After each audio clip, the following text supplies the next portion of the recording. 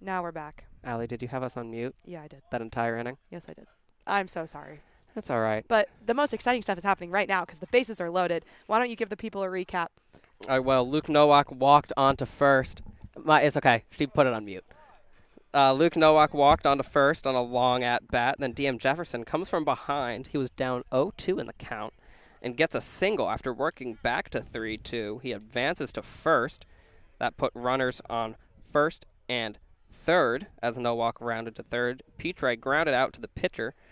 Jefferson advanced to second, and that's where we are now. So, Petrie? Oh, they will say ground out. Okay. Yes. There was a little deliberation there. I'm unsure on why, but nonetheless, it'll stand as a ground out, a put out 1-3, and we'll bring up the cleanup hitter, DHing tonight, Garrett Felix. Yeah, I mean, really a guy who can do it all. He's the speediest speedster we've got. And then he can hit, he can play in the outfield, and the last couple days in the infield. Now he's DHing. I think this is a good slot for him. First pitch in for a ball. Felix takes it, count 1-0. Felix on the season for the first time, I think this season, batting below 300 at 297. An extremely consistent hitter. He's got an opportunity for what would be his 6th RBI of the season here. Takes that one high. Again, there's that patience. Count 2-0.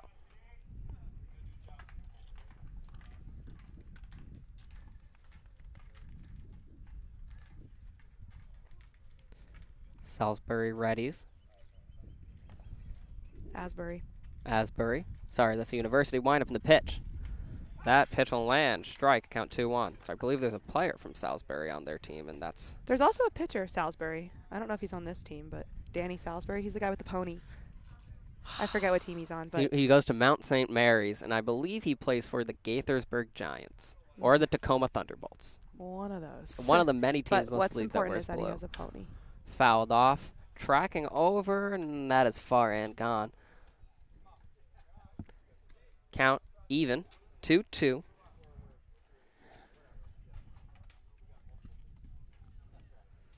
And just one out. DM Jefferson on second. Luke Nowak on third.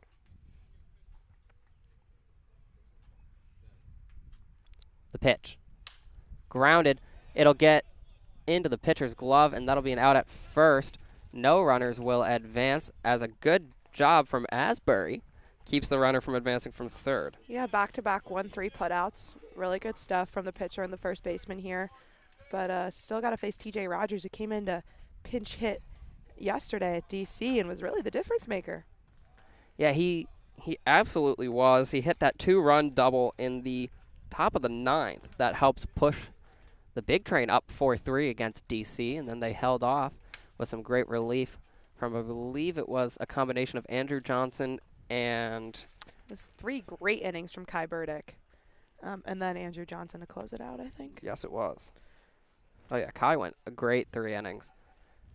We do now have total permission for him to call him Big Bird. Yeah. I want to make sure, because, some people might not like being called something after a Sesame Street character. But it's like, no, yeah, my mom's called me that for a long time. I don't care. Yeah. Like, all right, cool. I know. You had to think he's been used to that. Yeah, that's you just want to make sure. You never want to never want to do something that might upset someone with a nickname. Like, I'm sure Baco is the most innocuous ever because it's literally just 2 halves of his name. But Big Yeah. Bird's a little more nicknamey. More in the nick, less in the name. As in you. No, I was trying to say, like, there's the name part and then, like, the Oh. non-namey part. Got it. But I guess it was a nickname if you think of it that way. That pitch called a strike. Count 1-1. Nickname, that would have been a good pun had I made it.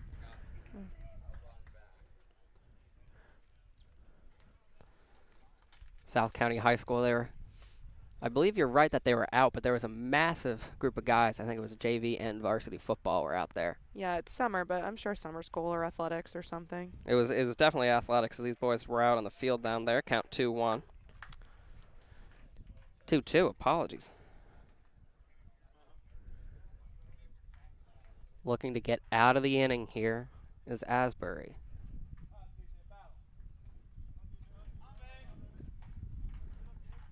Asbury ready to wind up the pitch. High. Count now full to T.J. Rogers, who's batting in the 5-hole tonight.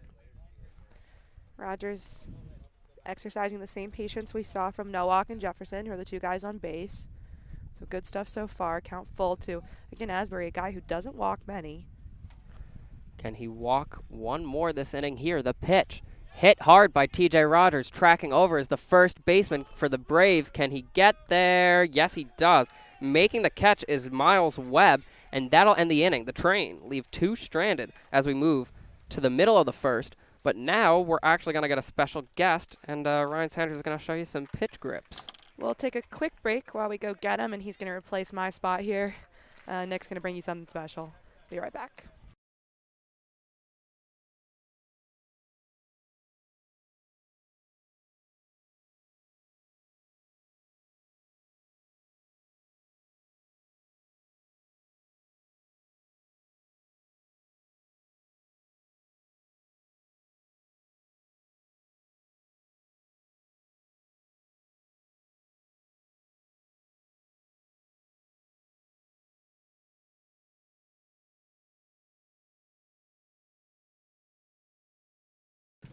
Get that up a little bit. Yeah, all right. I'm Nick Poor here with special guest Ryan Sanders. Ryan, how are you doing today? Doing well. How are you? Good, good. So you want to show us a couple of your pitch grips? You know, what's in your arsenal? Yeah. So to start, my bread and butter, my 2-seam fastball. Okay. I liked Max Scherzer a lot growing up, so I kind of like tried to mimic a lot of his pitch grips.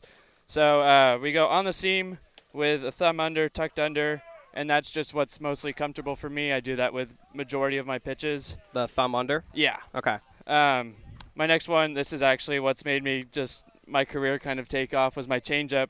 Again, going off of Max Scherzer and kind of making some adjustments for just what's comfortable for me. You got some glare there, but it's like an offset 2-seam with the thumb tucked underneath.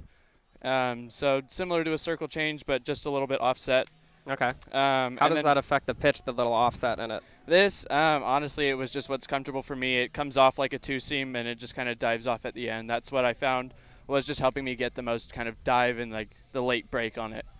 So it tunnels like your 2-seamer, though. So yes, exactly. Yeah. So it kind of spins off the hand like this, so it looks like that 2-seam, and then it drops off right at the end. Amazing. And then the slider, so everything I throw is pretty much off the 2-seam, and kind of try and hook that inside, that middle finger on the inside of the seam. Okay. So that way I can get out in front and have it bite and spin and get that true slider action on it. All right, show him the camera, the finger on the slider. Yeah, so he's holding it just on the inside of that seam. So you try and get this middle finger right here to kind of bite down on the ball, and that way you can get the most spin out of your pitch. All right, and those are your 3 pitches that you go through? Yep, those are my 3. All right, thank you for stopping by with us. It was great to have you here. Awesome, thanks for having me.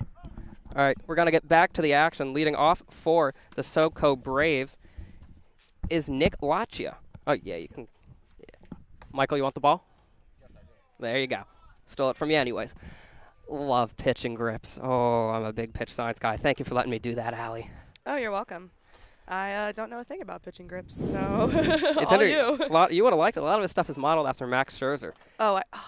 Yeah. I would have liked that. Ground out, fielded by the catcher.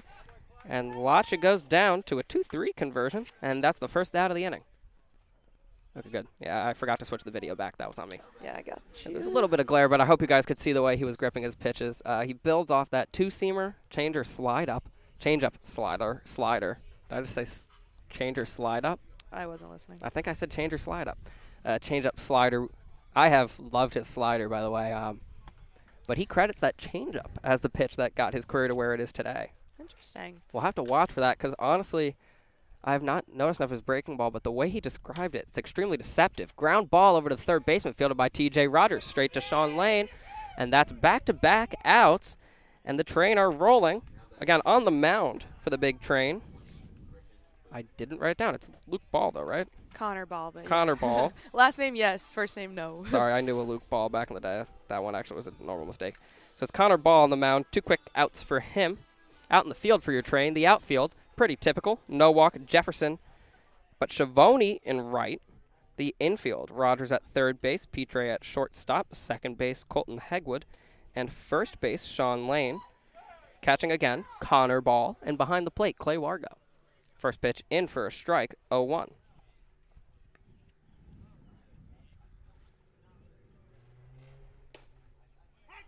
Another strike called. Off to a great start, Connor Ball. Really good stuff from him. I haven't seen him in a while. We've added a 5th pitcher into the rotation, so now that Nicholas Del Prado is getting some starts, the King. yeah, he's very, very good. I mean, all our pitchers are, but he's been great in that starting role.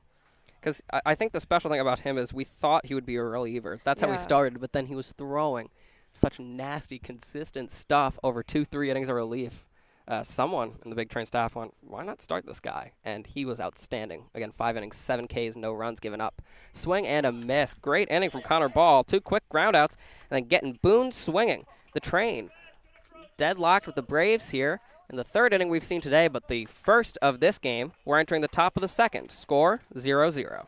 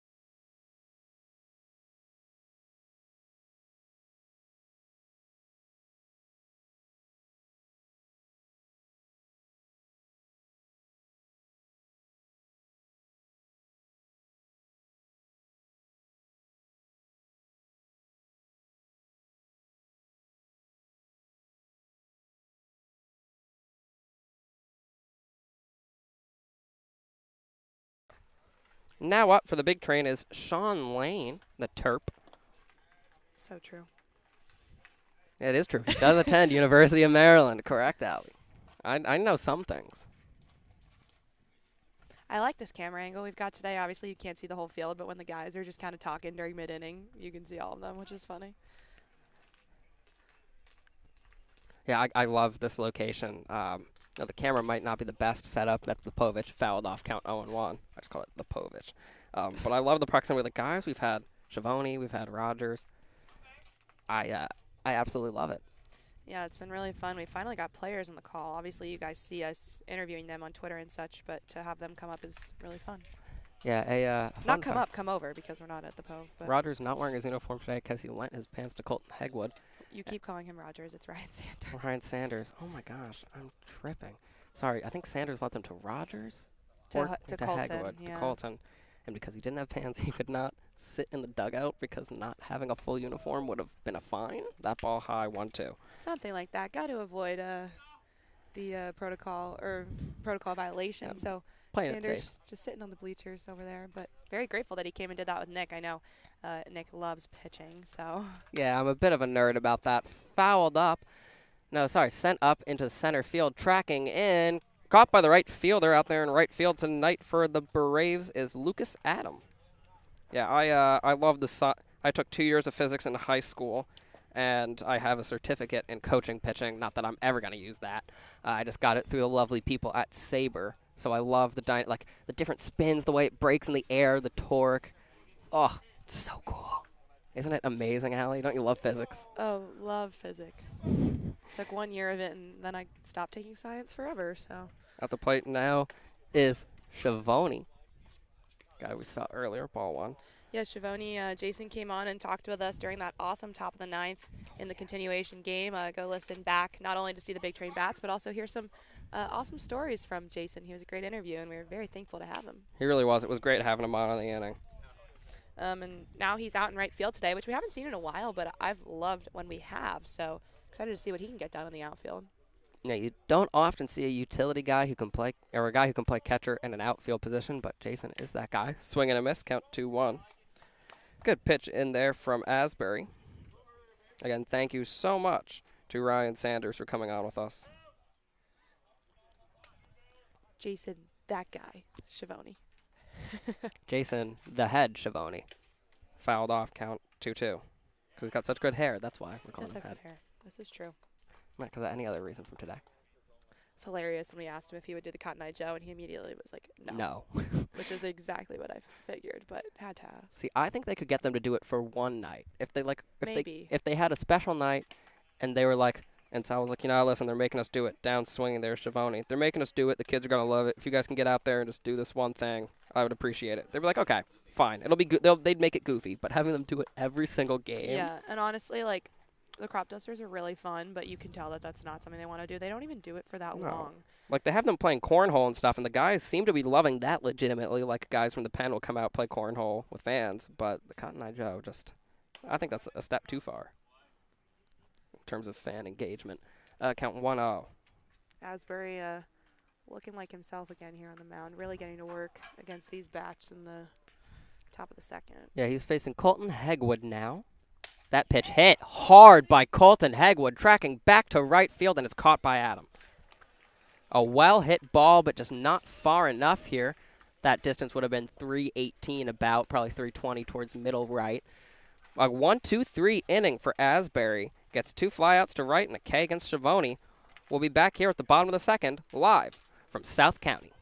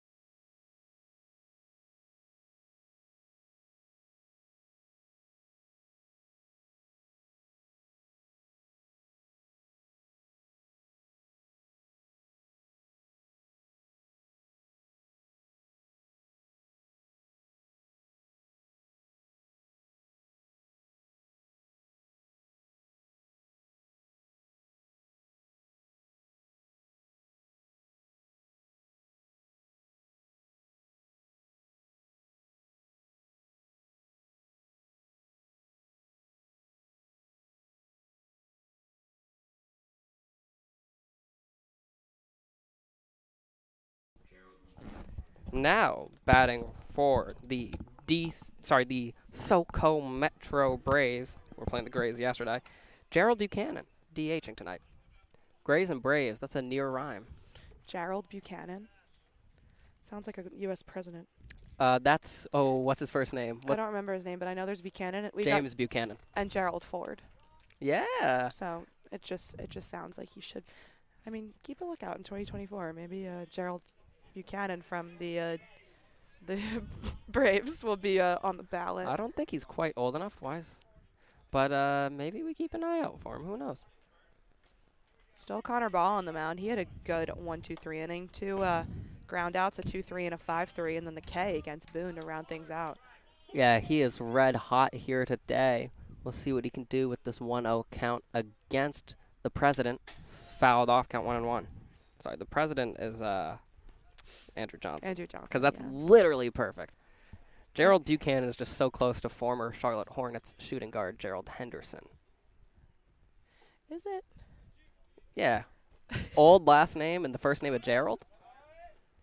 That count now 1 and 2. How many athletes are named Gerald? Gerald Wallace. Okay. I'm at a loss. I got so one more. That's pretty impressive. I mean, that pitch fouled off. I've mentioned it before, but if you have not seen it, Dorktown has a lovely video, 2-parter, on the decrease in athletes named Bob. It's so interesting. I think people just name Bob as decreasing. Exactly, but it's decreasing in sports at an even more dramatic rate. The 1-2 coming in. Swung on and missed. Another K for Ball. He's on fire, back-to-back Ks. Yeah, what's it called? There used to be in 1960, there were 500 athletes named Bob across American sports, and now there's 2. Who? That's a good question. I forget who the Bobs are. You'd think I'd have this anecdote fully strapped, but I don't. Yeah, okay. 2,000 men named Bob have played in American major sports. Bob Sanders is the only Bob remaining. Interesting. Bob Sanders of the Indianapolis Colts. Actually, I think he retired. Count now. Unclear what they're calling on that pitch. 1-0. The 1-0 and swung on and missed. Count 1-1. And Bob Sanders retired in 2011, so there might not be any Bobs left. Oh my goodness. A An- shortage. An extinct species. That pitch lands in for a strike, count 2-2. You know what I think we should do? We should go talk to every guy on this roster and try and convince them to change their name to Bob. Can they be the one that changes the shortage? Get to the majors for us. The 1-2. Swung on and missed a third straight K for Luke Ball. Connor Ball. Connor Ball. Sorry, that was to Lucas Adam. That one made sense. Gosh, Connor Ball, red hot. 3K swinging, deceiving every single batter he faces. Yeah, he is doing some good stuff. Connor Ball, one of the Bama boys, him, Brandon Clark, and Cade Woods, who we've all seen recently. Brandon Clark at the Cove this past weekend, and then Cade Woods yesterday for 2 whole innings. That was great. We didn't even talk about that yet today. That game, obviously a great performance. Train gets back in the win column, but from 3 batters faced to 2 full innings, Cade Woods. And good stuff, too. Yeah, he was good. Coming off the kind of injury he is, that pitch lands 1-1. I believe he had Tommy Johns, correct? I'm not sure. I know Brandon did. I'm not sure if that's what Cade had, but I think Cade said he had TJs, but whatever it was, he hasn't pitched in college yet. It's been he called it a long 14 months. The 1-1 in. Popped up. Tracking in is the infield. Can Colton Hegwood be the one to claim it? He is. Another 1-2-3 inning for Connor Ball. Impressive work. But the train bats, can they give him a lead? Leading off next inning will be Clay Wargo here on BigTrain.tv.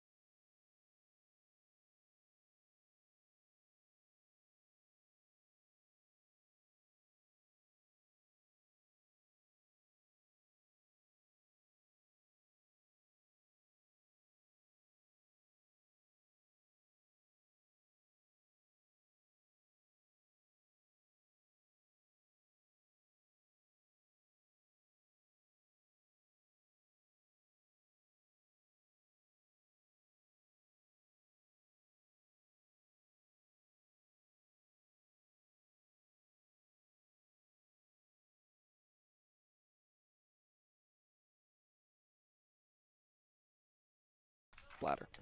Now leading off for the big train, it's number 8, Clay Wargo. Wargo with a base hit in the top of the 9th. That finished that game that we were here early for. So good stuff, and all around his contact hitting lately has been very, very good. First pitch called strike to Clay. Yeah, he was part of that big rally last night late in the top of the 9th at DC. See if he can help them rally here as the score's tied 0-0. Much less stressful situation. Hit hard, but that'll go up in the air. Tracking over, and the center fielder will call it, and he'll make the catch. Well fielded by Quinn Madden. 1 up, 1 down for Asbury. Yeah, Asbury really getting to work here in the bottom of the train order. 3 fly balls and a K, but now he's back to the danger that is Luke Nowak and DM Jefferson, and you know how it goes by now. Yeah, classic line of no walk, did walk in his last at-bat. Reached third as well off that DM Jefferson single, but could not get brought home as 3 straight trained batters went down. Shows bunt, but that is going to go as a ball as he pulls it back. Yeah, unfortunately, what was really plaguing the train against the Aces in that loss was leaving runners in scoring position stranded. And then yesterday it took a while, but eventually we were able to make something happen at DC and get the win. So hopefully tonight don't have the same issues. 1-0 lands in the zone. Count even now to Luke Nowak, the Pirate.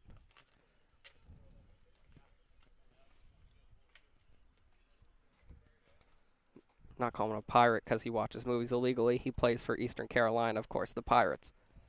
That pitch will miss. Count 2-1. Remember those ads when we were little? Like piracy is a crime, like the edgy ones? Yeah, totally. Those did not deter me. Well, I've only done it once, and that was because my dad had COVID. Well, here comes the 2-1. Inside, count 3-1. I was supposed to go see Spider-Man opening night. I've seen every Marvel movie opening night. Which Spider-Man? The third one. Oh, so With, what's it called? No Way Home. yeah. And I had seen every single Marvel movie opening night since Infinity War. And I'm like, yes, I'm coming home from school. Literally, I just finished my test, got straight on an Amtrak. I'm like, yes. And I get a call. Your dad has COVID. Hit hard, but that'll go out to center field. Tracking in, making a diving catch is Quinn Madden. And good work from him in the field. 2 straight outs. That was a nice catch from Quinn Madden. Tracked it perfectly, came in, slid right to it. Two outs, both fielded by Madden. Yeah, so my mom was like, your dad has COVID. We don't want you going out because now we're worried, blah, blah, blah. I'm like, fine. I go into my room. My two of my best friends are watching it in the theater, and I synced up an illegal site to watch it with them. That pitch will miss 1-0, and it was literally because it had just come out. It was someone's like iPhone shaking the entire time. There were ads for like Malaysian betting companies on top of the video, and I didn't care. I needed to see that movie. I mean, fair enough. The 1-0, low 2-0. There were so many spoilers out about that one. You like had to see it ASAP. Well, so I'm very in touch with the leak community. I did a big paper on it my sophomore year, how film leaks have changed the way films are made. I think that was the longest paper I ever wrote. It was like 20-plus pages. But I know what happens, so I didn't care. Actually, that one I avoided leaks for, but do you see the commercial where the lizard gets punched with no one in front of him? Oh my God, no! But that would be to avoid. They edited out Andrew Garfield, That's and you just see his hilarious. head kind of get knocked back, and it's like, no one hit him. Ball low, 3-1. So I didn't read any spoilers for that movie, but I knew they were in it from their horrible marketing campaign. Yeah, honestly, I knew they were in it too. But that's because I saw it a week after it came out. That's a little different. I'm not quite in touch with the leak community. See, I am addicted to Marvel. The 3-1 high. That'll be a walk. DM Jefferson reaches base for the second time today. So Asbury coming into this game with just 5 walks and now already 2 to 2 of the most dangerous hitters in the big train order, to be fair. So if you're going to walk any guys, Those are should the be guys. them. But we know DM can run. He did it yesterday and at Olney, so you don't really want to send him to base. Yeah, DM Jefferson. He has 1 stolen base attempt, and he stole that base successfully in his 2 full games played for the Bethesda Big Train. Count 0-1 here as Pitre fouls off the first pitch. 2 outs. Just how Emilian Pitre likes it. He's ice in his veins. Makes sense coming from Canada because it's cold up there. The pitch in, no good. That'll make the count even, 1-1.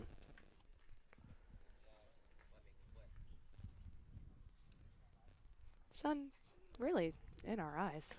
Yeah, now it came down a little bit, and now you're getting what I was saying before at the break when I was saying I'm quite hot right now. The 1-1. That'll land. DM with a big lead, but not going to go. Actually, sorry, that'll miss. 2-1 now to Pitre. Apologies. I don't think it's that hot. The breeze is kind of nice, but also it was windy during the continuation of the last game, and thank goodness that calmed down because if you noticed yesterday, if you heard us kind of flustered, our tent fell. Popped up, foul down the right field line. It'll hit the fence. Count even 2-2. That was hilarious when I was like, Jason, did you guys notice our tent go flying? He was like, yes. I was like, oh, great. Awesome. I was going back to look for one of the highlights from that game for the DM Jefferson for the home run call there, and I don't think I found it because I was too busy laughing. Popped up, foul, looking as the catcher. First baseman will get there, actually. Sorry. Well caught, and that'll be the end of the inning. Despite a walk, Asbury now 3 straight innings with no runs given up, just 1 hit. And the Big Train will now bat in the top of the 4th. Well, will now field in the bottom of the 3rd here on BigTrain.tv.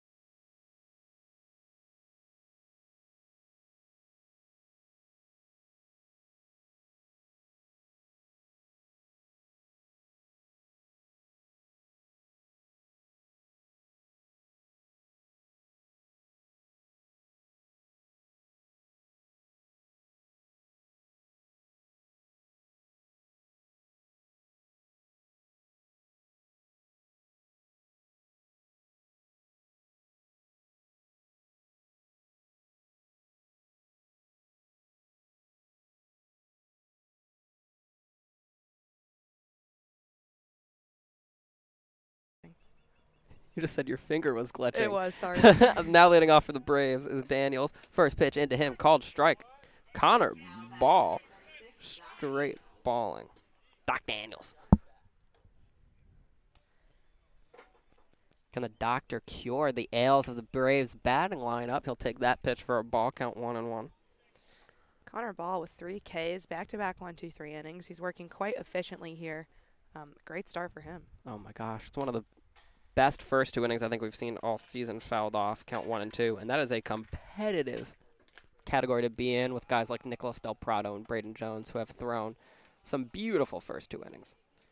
Daniel's a pretty decent hitter, batting .281. He's got 9 hits and has only struck out 3 times in his 32 at-bats. I'm going to fix that. Bang, look at that. The 2-2. Hit pretty well, but foul. Made good contact, but it went very hard to the right. So it was hard to track that as it went straight into the sun for me. It'll come down eventually. Did not mean to send this to Michael Michaud. Meant to send that to a different Michael.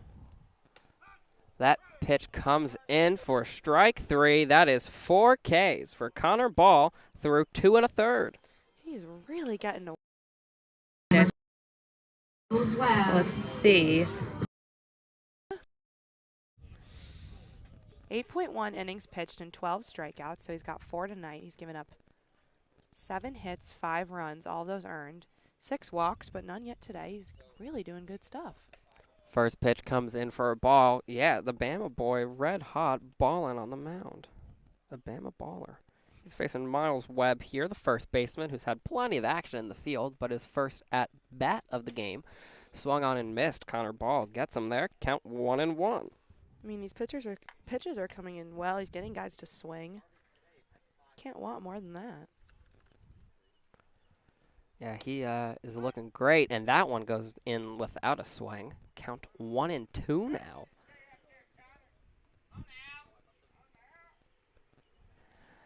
Dugout getting loud as their guy finds some immense success here. He's looking for the 5th K.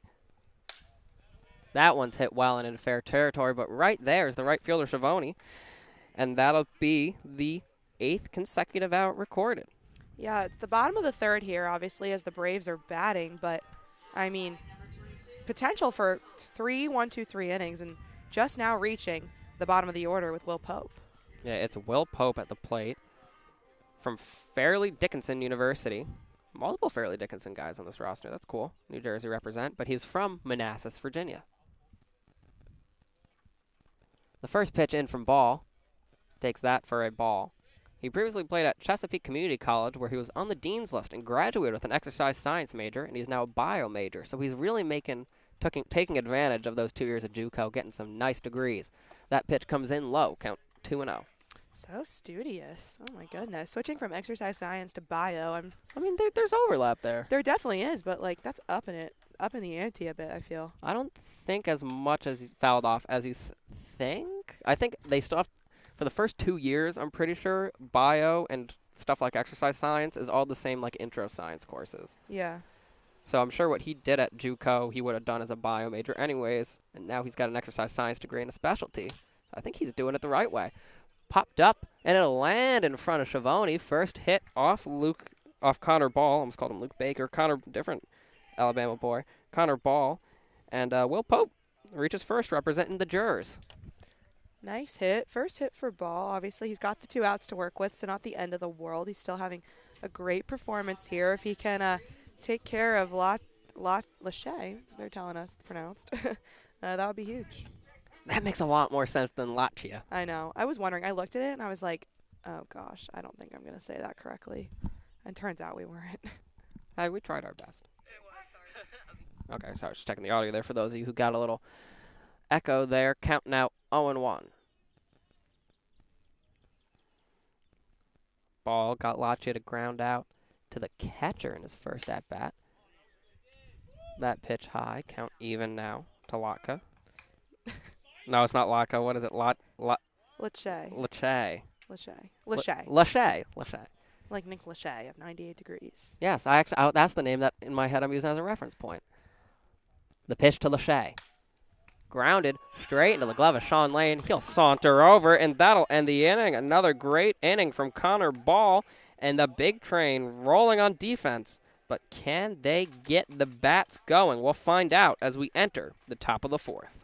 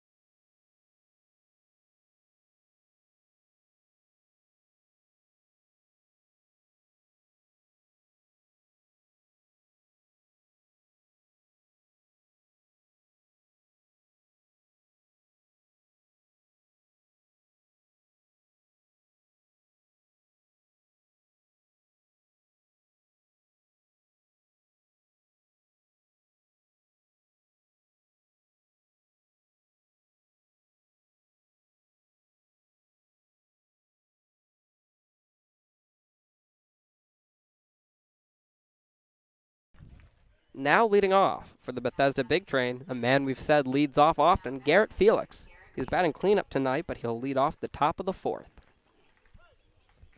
Oh my gosh, the sun is literally right behind Garrett. I cannot see a thing. First pitch comes in, he'll take it for a ball, count 1-0. Still on the mound is number 24, Asbury. Thought it might be Matt Moore, but he was just hitting a pinata. Normal baseball things.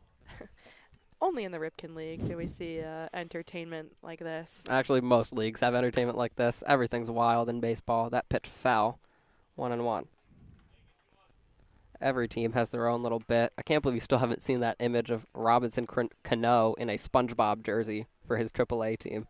It's like, is this real life? Yeah, it is. This is what baseball is now. Like it or lump it. Ball low. Count 2 or 1. 2-1.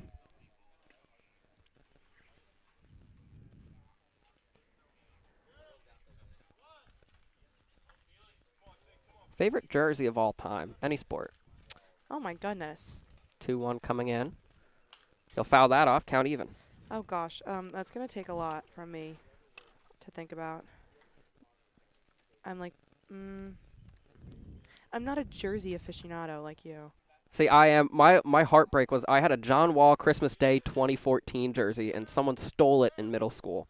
And it was the year they did like the script. That's so sad. I loved it. Ready on the mound, the pitch. That'll be a ball. Count now full to Garrett Felix. Felix, the Walkman, obviously. I'm a simp for the Dallas Mavericks 2013 alternate. I know it's basic, but I love this blue, and I love Dirk Nowitzki. Yeah, I'm going to nod my head. Pitch away. That'll be a walk. It's nothing special. Felix takes his base.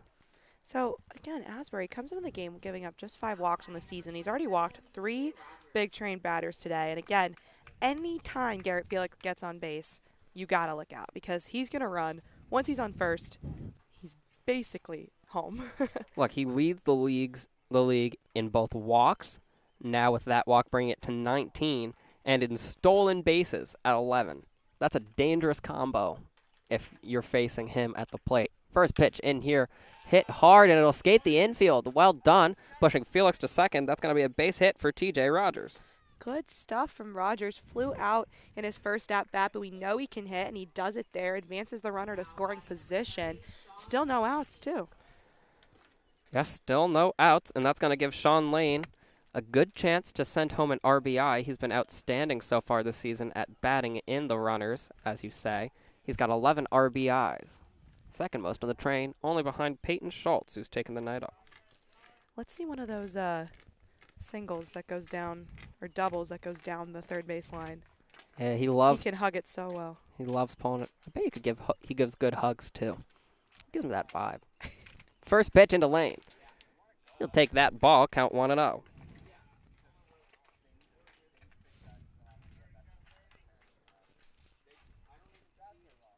Mets black alternate jerseys are amazing. But that's, like, we overhyped it. I'm not going to lie. With Steve Cohen bringing them back, yeah, we overhyped it. I like the Nats patriotic jerseys. I'll look that up in a moment. 1-0. That'll miss. Count now 2-0.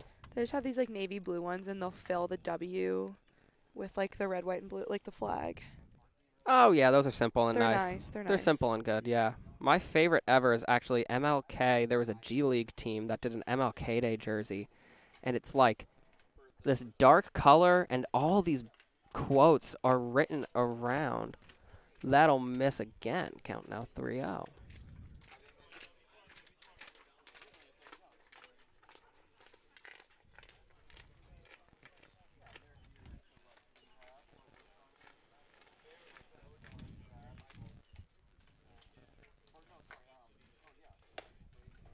Strike called. Count now 3-1. Not swinging at the plate quite yet.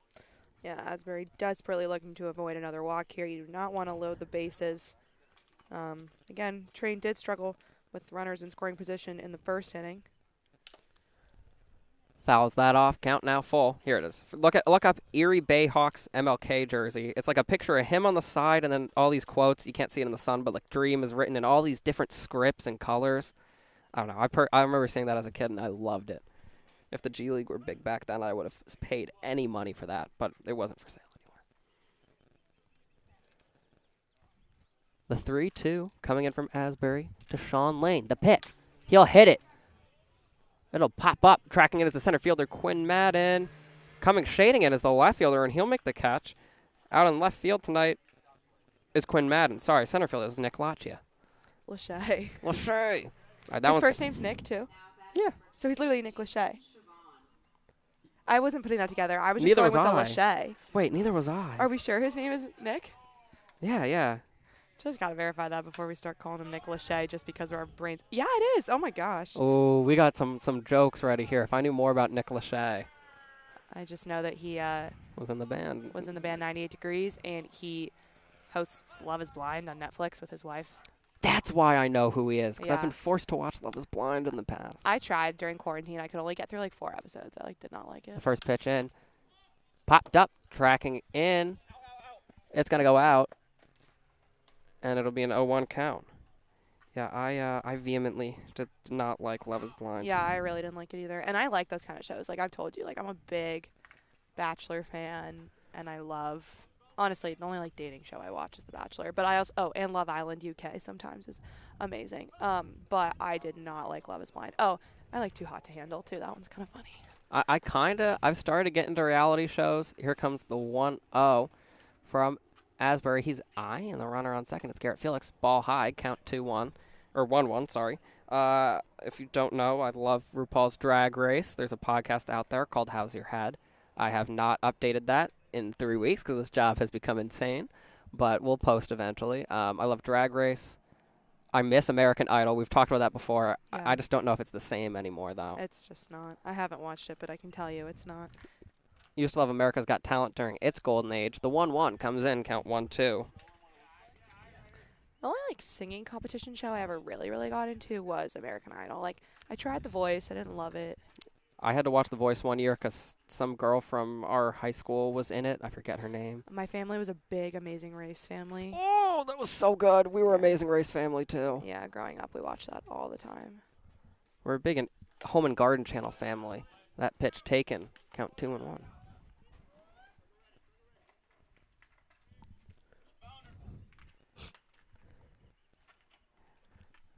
Actually, yeah, it's 2-2. The scoreboard was wrong there. I should have trusted my pencil. Scoreboard's been a little off tonight, so we're going to have to go with our guts. The 2-2. Strike 3 called. Another K for Asbury. Actually, his second K of the game. And now, Big Train in danger, leaving 2 runners on yet again. Coming up, Colton Hegwood. We know can hit. Can he make something happen here with 2 outs? Again, the Train pitching has been phenomenal from Connor Ball, so luckily the Braves are scoreless as well, but Bats really need to make something happen. Yeah, Train have already left 3 runners on base so far today. It would jump up to 5 should nothing happen here with Colton Hegwood at the plate. We don't want to leave another runner stranded in scoring position. Absolutely not. That's been, I think, the biggest struggle this team's had so far this season. The first pitch coming into Hegwood, he'll hold off, but it'll be a called strike. Count 0-1. Again, the losses don't come often for the Train, but the 2 that have, that was the main issue. You know, some of the wins we have had, though, have been extremely close. Yeah. A couple more runs would do a lot for the anxiety level of the fans.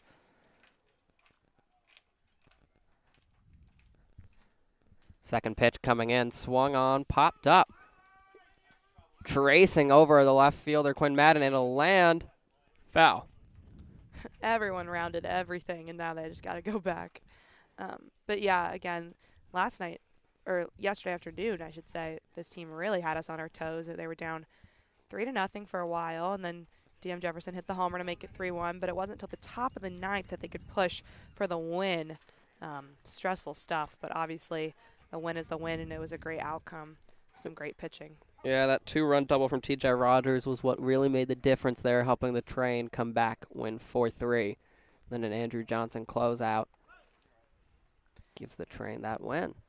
Mr. President, the president of pitching in the 9th inning. Oh, my goodness. He's so good when he comes in late. He's like a true closer. How come no closer's ever been nicknamed the Terminator? The 0-2 comes in high and away 1-2. That's so easy because they terminate the game. I feel like someone had to have. I don't know. I still believe I'm the one who came up with calling Sergi Baca Sergi Blocka. I credit my middle school self with that one. Yep, Thomas Anthony Hinkie, relief pitcher, called the Terminator. Okay. Who did he play for? Probably a couple people, but. He was in the Hall of Fame in 2011. Wow. Rangers, Jays, and Cardinals. Cool. Good for him. The pitch comes in. That sounded sassy. I was being serious. 2-2.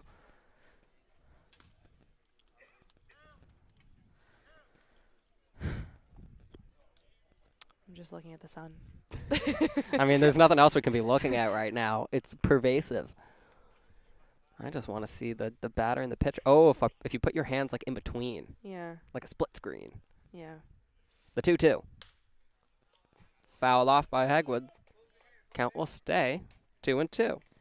I think this is honestly exercising this patience here and making Asbury work seems to be a pretty good strategy. Again, he's so efficient, but the Train have drawn some walks.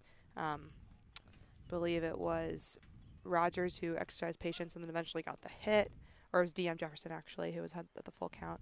So good stuff. Can Hegwood make something happen?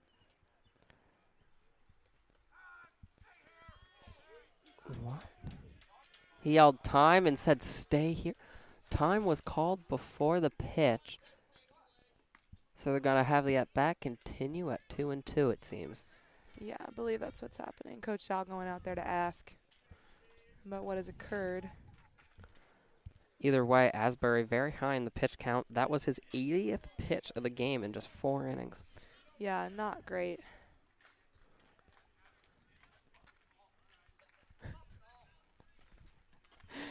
Coach Sal not quite pleased with that decision. They're going to say... Oh, it was that he was hit, and they're saying he swung while it happened, so it'll be a K. Oh my goodness, interesting. All right, so some controversy on the field here. Unfortunately, going to be the third K for Asbury against Colton Hegwin. Yeah, that'll leave 2 runners on base. That's a total of 5 runners left on base today. Big train. Hopefully Connor Ball will remain on the mound in the bottom of the 4th just so we can see more of him. We'll be back after this break.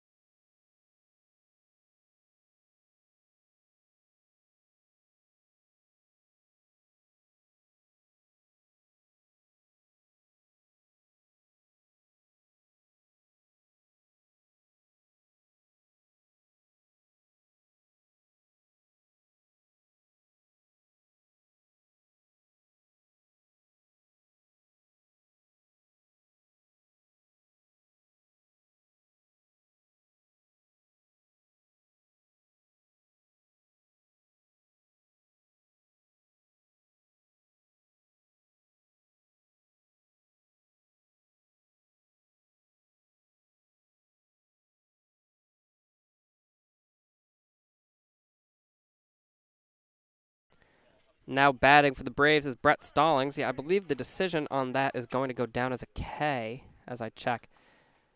Yeah, it was a put out a strikeout for the end of the inning there. First pitch comes in. It's still Connor Ball. That'll be a strike. Really good stuff from Connor Ball so far. Hopefully he can continue it and leave the big train bats this great opportunity with a scoreless Braves team. Again, unfortunate way for Colton Hegwood to go down. Big train coaching staff not too happy about that, understandably. A little confusing what was going on, but yeah, eventually a K ruled. The 0-1 pitch coming in. Stallings will take that low, count even, 1-1. Stallings grounded out to third base in his first at-bat.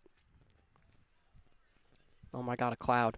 Oh, we can actually see the game now. Yeah, huge. The 1-1 coming in from Connor Ball. Hit by Stallings, popped up to left field, tracing in, and an easy catch.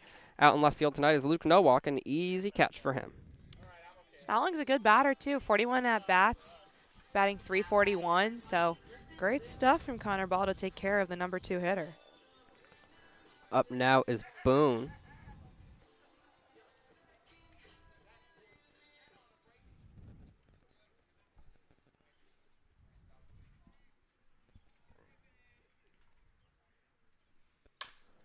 Boone hits it right to T.J. Rogers, and the ball goes right to Sean Lane. Quick out there. Train. Sorry, no, I was going to say train back-to-back outs. I'm loving the 5-3 when it's Rogers and Lane. It has been so good. Again, also really liking the decision to push TJ to the corner instead of the middle.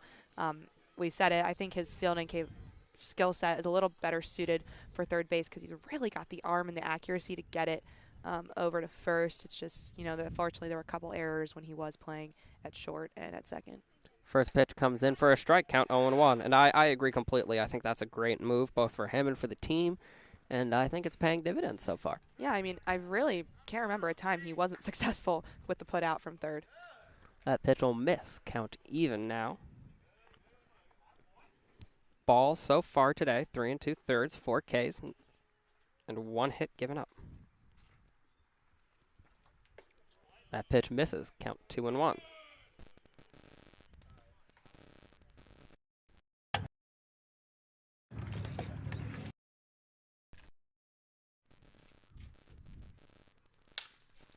That pitch, sorry, that hit down to the shortstop. Ball thrown just in time. A 6-3 put out, 3 quick outs. Connor Ball rolling here as the Trains still are tied with the Braves 0-0 entering the top of the 5th.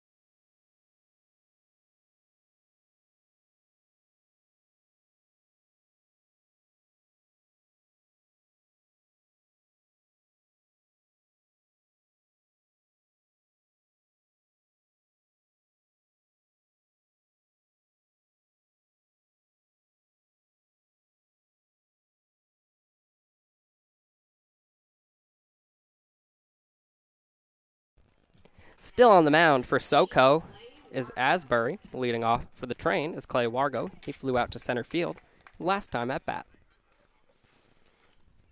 Good inning there. Bottom of the 4th for the Train, keeping the Braves scoreless still. Can the Bats get something started? Clay Wargo. First pitch in for a strike to Clay. Asbury definitely getting more and more efficient as the game's gone on. He's given up 2 hits, but otherwise, and aside from 3 walks, it's been pretty good stuff. That pitch swung on. It'll go foul. Counting out 0-2 to Wargo. Exquisite pitching from Connor Ball so far. 4 Ks, just 1 hit given up. Hopefully we'll see him in the 5th. That pitch down in the dirt. Count even. No. Apologies. Count 1-2. Yeah, Connor Ball doing really good stuff. I think we're almost certainly going to see him in the 5th. It seems like that's how far we've been pushing our starting pitchers when they're having performances like this. So at least that much. That pitch will miss. Count now even. Yeah, I don't think we've seen a guy go 6 quite yet. No, I don't think so either. At least not 6 complete. The pitch. Hit by Wargo, tracking back in center field. It'll land. Wargo trying to push it to 2. The throw's coming into the infield. He will be safe. The throw from Nick Lachey not in time. And Wargo with a stand-up double. Huge stuff. 3rd hit given up by Asbury, and it's an extra base one to Clay Wargo. You know, a guy we know has good contact hitting. He gets the singles a lot. I don't know how many doubles we've seen from him so far. Clay Wargo has hit no doubles on the season. That's his first extra base hit I was of the going to year. say, big contact guy. He's got Big contact guy. he's got the 5 hits, all of those, I think, singles. So, or he's hit 2 doubles on the year, according to my point streak. Really? My point streak had no doubles. We're talking about Clay Wargo. Yep, I have no doubles. mine has 2. Interesting stuff. Wait, what? Literally, we have different stats right now. Oh, yeah, we totally do. I refreshed the page, and he now has 2 doubles. I guess it didn't update. So, 3rd one. I was going to say, Wargo's batting average that I was looking at looked way too low. I guess it hadn't updated from recent games. I hope the rest of my stats did. There's a weird cackling noise in my headset right now. If you guys at home hear it, let us know in the chat. If not, I'll just suffer. I don't care. I hear it too, so honestly, it could be. Yeah, but we will suffer as long as it sounds good to you all. our lovely listeners. So just let us know. I think it's just between our headsets, I hope. God willing. I'll give it a little wiggle. Oh, that made it work. There we go. That helps. Count now 1-0. The pitch in for a strike. Count 1-1. At the plate is Luke Nowak. Nowak batting .458. He's already had 24 at-bats in his shorter train career. 11 hits, really good stuff, and walked 5 times, now 6 with the one tonight. He's got a chance to do something with runners on base. Not something you often see leadoff hitters get to do. The pitch. Lay down bunt, foul. And that'll be strike 3 because he fouled off a bunt. No, the count was not 1-2. I don't know what their count up there is. Count is 1-2 now. I'm just going to stop looking at that scoreboard. Yeah, it's on the struggle bus tonight, unfortunately. They're too busy trying to roast their pitchers. So they can't run the scoreboard. Nothing like our boys at the Pove. Our high school fellows are High school fellers. the fellers. No, our high school fellows are awesome. They do Point Streak. If you ever check that out, they do our scoreboard. They do our music. It's just all around great. Swing and a miss, a strike out there. Yeah, they don't get enough credit for what they do. That'll be the 4th K of the day for Asbury. He's caught up to ball. He's got to face DM Jefferson, though, now. Yeah, he's just got the 1 out to work with. DM having a good game so far, a single and a walk, reaching base in both appearances. Jefferson already 2 RBIs in his short train career. He's just been so efficient and a great addition to this lineup. One of those RBIs, that homer. The home run, yeah, that was beautiful. The pitch. That'll miss. Count 1-0 to DM Jefferson. We found out also that the DC high school championship was played at that Nats Academy field. So DM and Jason Schiavone, when they were playing for St. John's, got to play there. And they got to play there again yesterday. Jason told us about it, and also DM got to hit a homer at a field he was familiar with, which was really cool. The 1-0. That'll be low. Count 2-0. Yeah, that's got to be special coming back to where you played in high school as a collegiate athlete, especially at the level that they're both at, JMU and Notre Dame. That's amazing. Yeah, Jefferson also a Bethesda native, so I'm sure he's been to a Big Train game before, and really cool that he gets to come play for his quote-unquote home team. That pitch in for a strike, count 2-1. I forget what did he say he had been to a game? We asked him that yesterday. Yeah, we did do the interview with him yesterday. I'm not sure if it made it to social media. It did. But I posted it. Really? Yeah. I don't think I saw it. Oh gosh. I'm sorry. I'm usually so quick to like all your stuff, all our stuff. gotta support the group. I'll go back and find it, but yeah, go watch that. The 2-1 hit hard by DM Jefferson, tracking back as the right fielder. Can he get there? He'll make the catch, tagging up and moving to third. That'll be Wargo. He will get there in time. Flying out to right field is DM Jefferson, now bringing up Amelia Petre. Petre's got the scary 2 outs, but he's familiar with it, and he can hopefully make something happen. Now, you do not want to leave Clay Wargo stranded out there on third. He's been doing the most to get there. Hit the double, and then nice base running off the fly from Jefferson. Last at bat, he flew out a foul ball to the first baseman. That was with 2 outs as well. Can he change the tune here? First pitch, a ball, count 1-0. I believe I posted the video of me and Mr. Jefferson. Did I really not? No, I did. Okay, cool. It only has 4 likes. It's because you're not supporting. It's not doing numbies. Once I get in there, it'll be doing numbies. Uh-huh. For sure.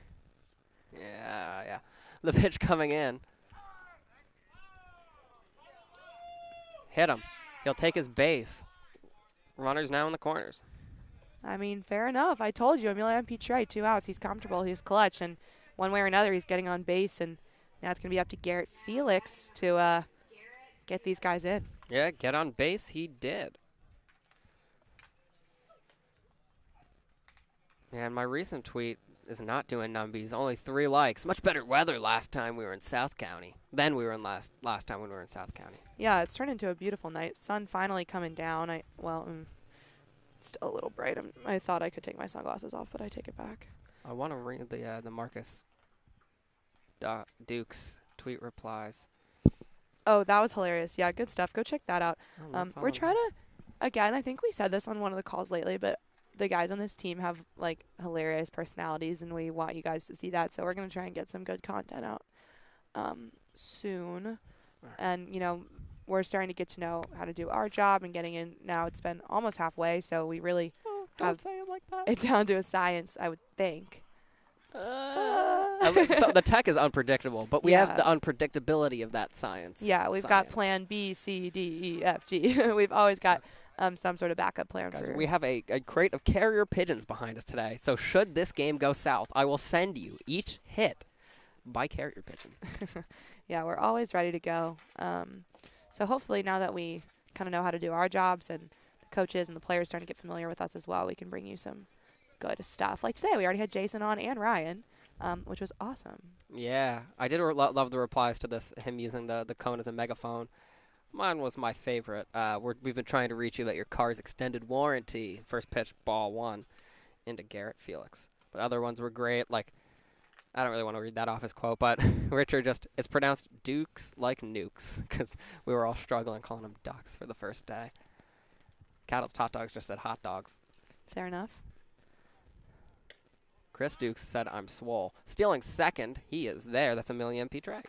I mean, again, you don't want to send guys like Petre and Felix to base. It's really dangerous no matter what. Obviously, now he's stolen the base. He's in scoring position. 2 runners in. 2 outs, though. So, Garrett Felix, crunch time. Garrett Felix, crunch time. That's got to be a phrase. The 2-0 into Felix. He'll foul that off. Count 2-1. He is in his DH position tonight, so first time we're seeing him there. But, coaches know he can hit. He knows he can hit. Oh, he knows he can hit. He has only had 2 hits over the last 5 games, though. So, yeah, a bit colder, but, I mean, again, if he can take a walk like he normally does, it'll load the bases, so. Yeah, his average has remained slightly the same, though, over that run. That pitch comes in for a ball 3-1. So now just 1 ball away from taking the bases on deck. Should we see him as very dangerous hitter, TJ Rogers. Again, this could be the walk man getting another walk tonight. Sun coming back out to play. Looks like the heavens up there. Oh, my gosh. It's like really peeking through. Popped up. But it's going to go foul. Tracking over. Can they get there? No, it'll go out of bounds.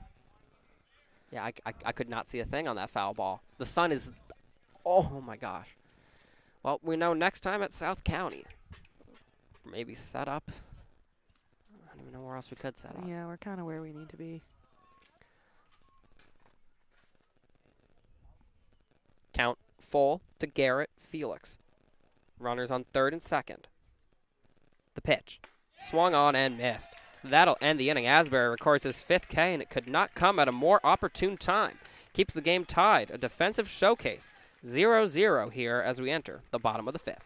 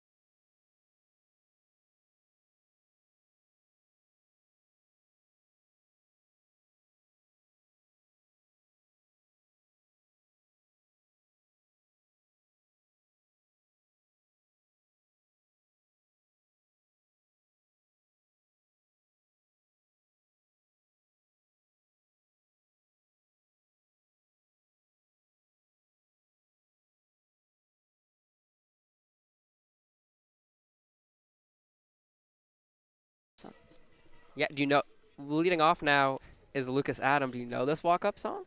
I don't know what it's called. Oh, no, yes. Hypnotize or Who's it- whatever. who raps it? Biggie Smalls. That's good. I I'm know glad. it. I know it. That is Biggie You Smalls. almost thought you had me. I know I it. thought I did. Biggie Smalls is my favorite artist Yes, of all time. I know this.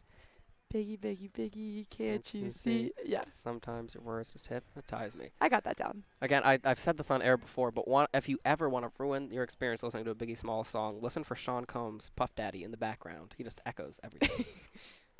Oh, yeah. Uh-huh. And it gets so annoying. That was Fouled off. dangerously Oh close my to God, your my phone is dying. We forgot that your phone is dying. This feed might go out. And it moved the camera. I'm going to try and fix that now. Keep going. All right. I'll give you a little play-by-play while Nick is so kind and fixes the camera. My phone is almost dying, so we're going to have to switch cameras. The break. It might start a new feed. TBD, the 1-1 from Connor Ball. Swung on and missed. Count 1-2. Nick's fixing it. That's why it's moving. Just want to let y'all know. That foul ball triggered something. Your phone's always had a giant crack in the middle, right? Yeah. Oh, I was kidding, but I forgot it does. Oh. 1-2, popped up, foul. Count now, still 1-2. That's hilarious. But nah, my phone has a lot of cracks, so honestly I wouldn't notice probably unless something really hit it. But that did remind us, kind of a wake-up call that we need to switch phones probably. Yeah, I was having too much fun here doing our job that I forgot to do my job and switch the phones. Actually, I might just be able to reach with a charger. That pitch will miss. Count now 2-2. That's what we'd hope, because I'm afraid if we switch phones, and I was telling the people this while you were gone, we might have to start a new feed. No, we wouldn't. It would still be on the switcher. Really? Yeah, the switcher is what So it's only controls if the this feed. dies that we're done. Yes. Got it. So I can change cameras. You'll just have to put it to like the Big Train logo for a moment while I do that. The 2-2. Swung on and missed. Another K for Ball. Asbury said, I've got 5. Connor Ball said, same. Do you know that song? I got 5 on it. I don't think so. That's a classic. I don't even know who it's by, but I just know it's iconic. Okay. You know. I believe you. Thank you. It's another 90s hip-hop R&B song. Of course. And what else would I be listening to? Country? That pitch swing and a miss. Actually, you might have me listen to country now, because now I'm so curious between you and my friend Michael from home that I want to listen to the new Luke Combs He likes it album. too? He likes Luke Combs. Luke Combs is great. Honestly, there's some country that I know is probably hard to listen to, but if you're going to listen, like, Luke Combs is, like, quality stuff. So my buddy always liked Luke Combs, but then in freshman year of college, he took a class called like the history of country, and now he's like, oh yeah, achy breaky heart, all that stuff. I'm like, oh no, you've gone to the dark side. The 1-1 comes in. That pitch will miss. 2-1. I mean, the classic stuff's good too, but I definitely listen to more modern day. Love Luke Combs though. If you're a country fan, go listen to the new album. It is so good. Count even 2-2. Oh, I think I do have to listen to it now. I'm not promising I'll like it or that I'll even get through the whole thing, but I'll try. I mean, when I'm driving you back to whatever metro stop I'm dropping you off at, Well, I'm not like focused on it. You know what I mean? I guess. We're just Jay chilling. I need to sit with an album of my own. The 2-2. Misses. Count 3-2. And I need to do it in the right state of mind, because I've listened to albums like I listened to Invasion of Privacy at 4 a.m. on the way to a plane, and I was so brain dead, I was like, this might be my favorite album of all time. I think Cardi B is the best rapper ever. And I listened to it again, I'm like, okay, it's just okay. The full count pitch will miss. First walk of the day for Connor Ball, and taking his base, oh, not TJ Rogers, I'm on the wrong team, is Quinn Madden. Good stuff there from Madden, exercising some patience, giving Connor Ball his first walk. He's got the one out to work with still, so not the end of the world if he can take care of Daniels and Webb here. Oh, walking up to push a T. That is it. Neck and wrist, Doc Daniels. So now runner on first, it's Quinn Madden. Daniels swung and missed for strike 3 last time he saw ball. That pitch will miss, count 1-0.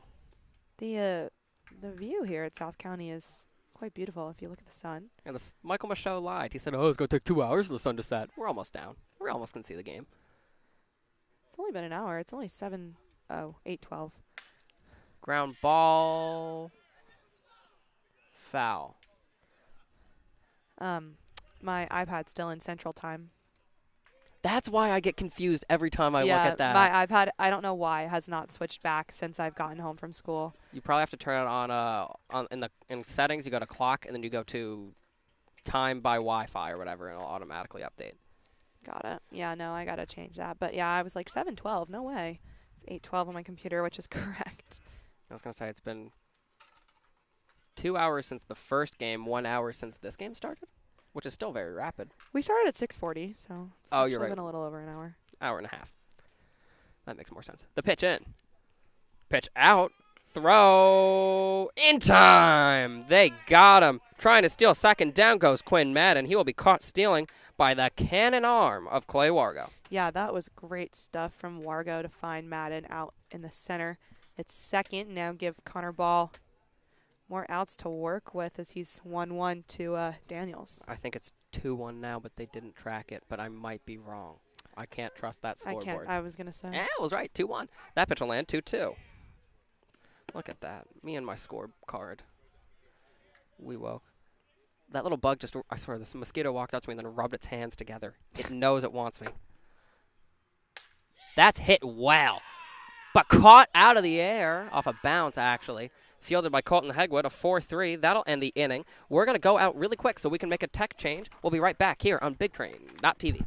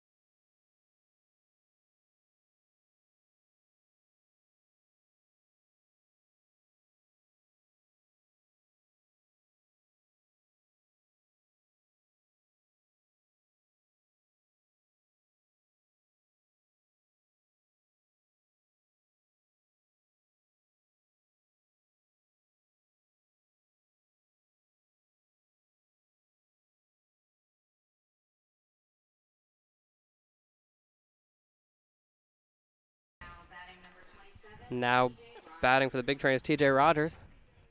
Very exciting stuff. Great to see TJ leading off this inning. Just made a quick run, you know. On the mound, different pitcher for the Braves. It's a lefty now, honestly, and the tizzy that it took to just switch the camera, I did not see who it was. Allie, you were here the whole time. Who is it? That is a lefty. You're indeed correct. Number 38. That's Cole Stam. Cole Stam out of Randolph-Macon College. Is Locust Hill, Virginia near here? That's a horrible name for a Near town. here, maybe. I'm not from these parts of Virginia This or is Virginia at all. Oh, I guess this is kind of far from where you are. How long did it take to get here today? Actually less. I budgeted myself like a lot more time than I needed. It took me like 45 minutes. So it wasn't bad. We got here way early. The Yeah. committed people. We were here before Sal was. The 0-2 coming in from Stam. Low. Count 1 and 2. Stand? Stam. S-T-A. MM. Got it. Locust Hill. That's like the worst name for a town I've ever heard. Who wants to be associated with locust? That's a plague. Count 1-2 now to TJ Rogers. He's 1 for 2 today.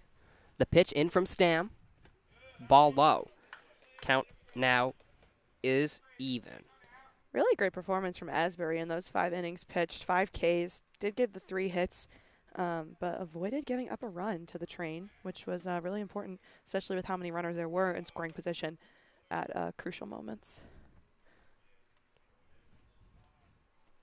Stam readies. The pitch. Grounded by TJ Rogers. It'll escape the infield. Rogers with a ground ball single to lead off the inning for the train. Patience again from TJ, really making these Braves pitchers work for it. He waits till just the right moment, gets the base hit. Good way to lead off the inning. You know, I would like to be excited, but so far the train have left 7 runners on base. We got to see them be able to string together hits in a way they have not yet today. They only have 4 hits so far, and that doesn't seem right. Yeah, 4 hits. Wow, 4 hits in the day. Single from Jefferson, two singles from Rogers now, and a double from Clay Wargo. Yeah, and those are all came 5th and the 6th, respectively. They have not been able to string together consecutive hits. First pitch, I believe, was a ball. Count 1-0. It was a ball. Sean Lane at the plate flew out in both at-bats. Can he get on board here?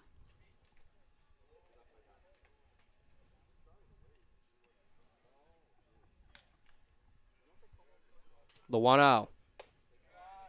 He'll let it come in just low. Count 2-0. Good eye from Sean Lane. I was going to say, good thinking there to hold the bat. Let that one come. You just want to reach base at this point. Maybe push Rogers into scoring position with a walk or anything. Stam looking to get the first strike of this at-bat. The windup and the pitch.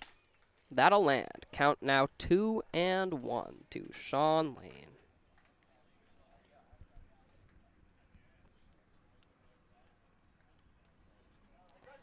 Cole Stam from, I can never pronounce that correctly, Randolph Macon? Macon Randolph or Randolph Macon. That's hit hard by Sean Lane. There's the second baseman, though. That'll be 1. Trying to turn 2, not in time. TJ not able to get to second in time, but Lane will reach on a fielder's choice. Yeah, Stallings just kind of couldn't quite situate himself properly to make the throw, unfortunately. Nice fielding there to get the tag out at second to Rogers. So avoid a runner in scoring position, but Sean Lane still takes his base.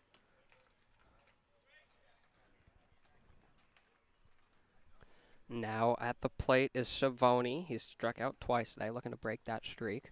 I'm worried we might be a curse now. First pitch in for a strike. Because we spoke to him Yeah. before the game. The real test will be how Ryan Sanders does in his next performance. If it's twice that it's happened, then we're screwed at it. We've also had pregame stuff where people do well, though. But they've never taken the headset before. Oh, interesting. Okay. A new factor added to the equation.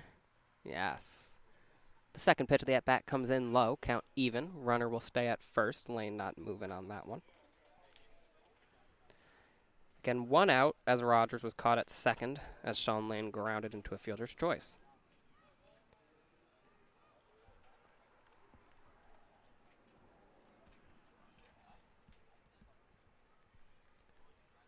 The 1-1 lands outside the zone.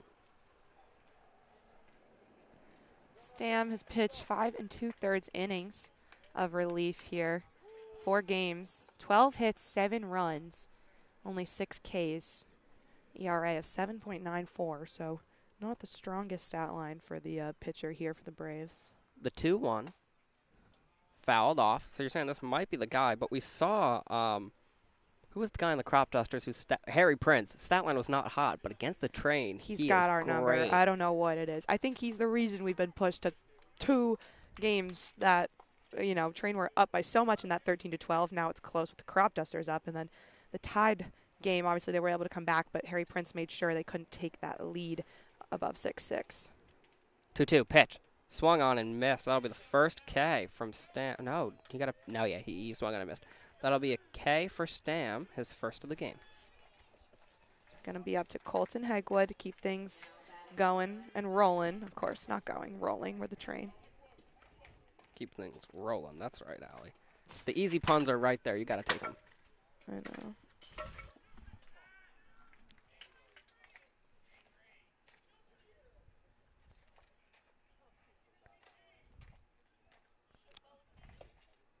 First pitch in is a strike to Colton Hegwood.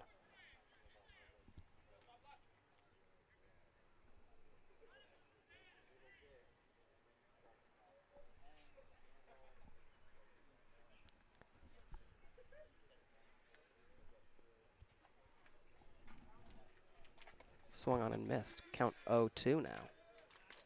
Stam really heating up at the right moment here.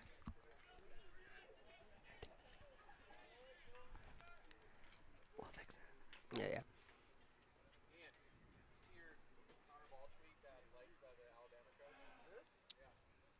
0-2 count now. Chance for back-to-back Ks.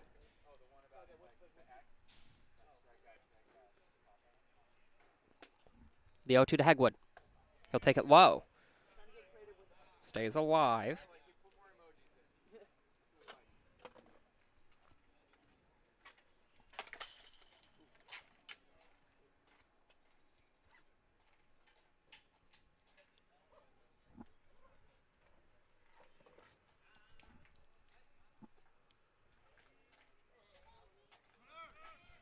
Running, but that'll foul off lane. No chance to steal there. He turns around. He's like, oh, no. Yeah, he had a good jump on that. It No, it was would have been good. a stolen base in my opinion, but Colton Hegwood really working the 1-2 here.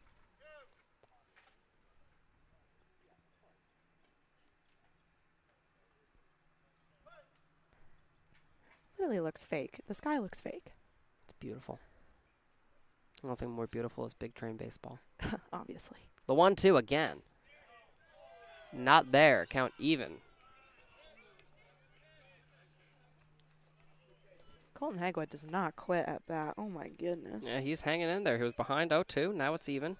Fouled off a couple pitches. Got a couple balls. Suddenly it's anybody's at bat.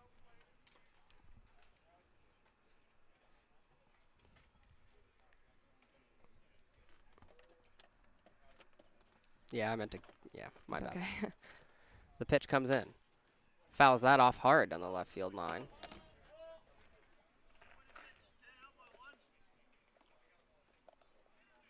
Colton Hegwood making this a long at bat.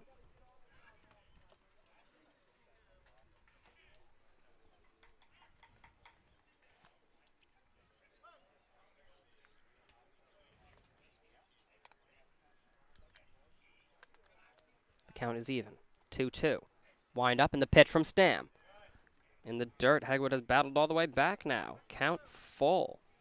Has been extensive. Again, 2 outs for the train, so it is, again, crunch time. Can they bring Sean Lane home?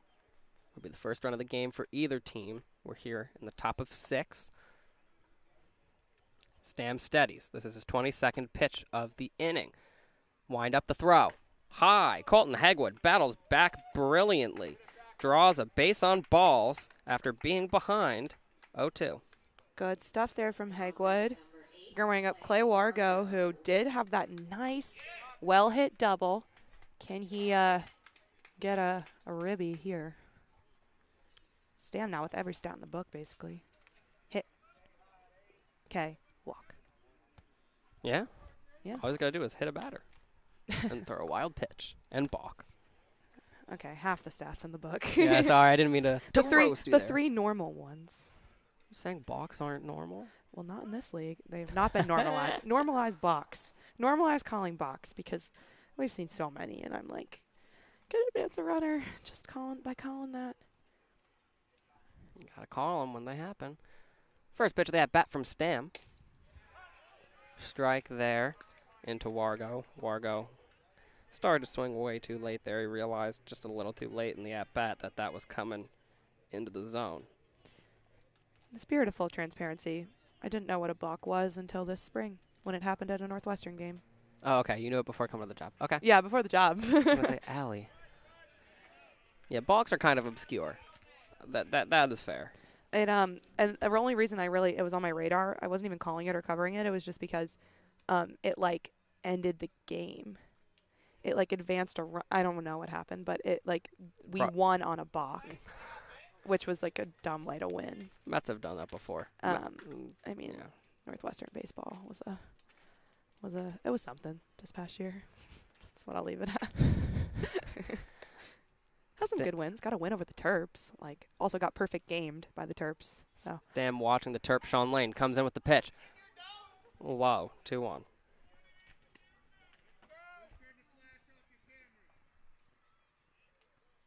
Umpire, turn the flash off your cameras. I think that was to Bruce. I know. I think it might have been directed to Bruce. It was directed to Bruce. The Bruce is loose, and he's flashing the crowd.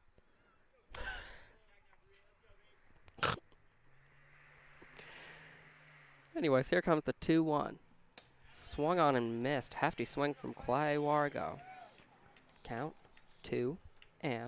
It's now or never for Clay Wargo. Lane on second. Hegwood on first. Can the Train get their first run of the game? Wind up in the pitch. Popped up. Tracking in is Lachey, and he makes the catch. That'll end the inning. The Train strands 2 more runners here in the top of the 6th. We'll see who the Train bring in, should it be Connor Ball or someone else, after this.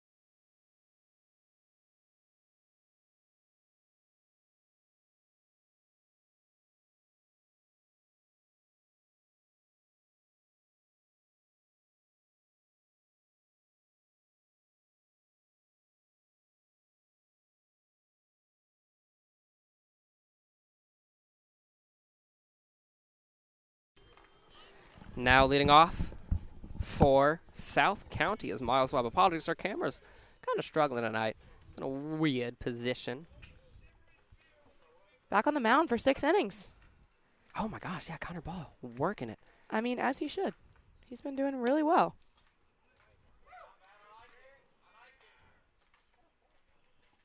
Count now 1-0. Swing and a miss. Count 1-1 now. Ball. This is only the second at bat for Webb, so that speaks to the efficiency of Connor Ball. We're in the bottom of the 6th, and he's just now getting through the Braves order for the second time. Yeah, he's doing great. Only 62 pitches thrown. That pitch will miss, though, 2-1. That's averaging, about 12 pitches an inning. Very, very solid work. Great work from Connor Ball. Yeah, 4 of the 5, 1, 2, 3 innings, and then the third 1, 2, 3, 4. So that's hit right to the glove of Emilian Pitre. The line out to the shortstop for the first out of the inning, bringing up Will Pope. I mean, continuing the efficiency, Connor Ball, good stuff. Yeah. He's been outstanding today. I mean, 5 1/3 so far innings of great work. Who got that? I think Jacob, a screenshot of Trey when I was fixing the camera, just came up to make sure it looked okay. So Someone's got to put that on social media. The 2-1. Or sorry, the count needed to reset. It's 1-0. First pitch of ball to Will Pope.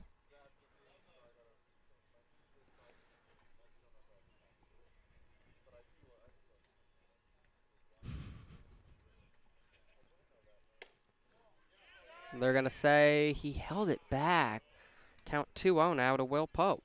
Pope singled in his first at-bat of the game. He's actually the only guy to get a hit for South County. Pitch in.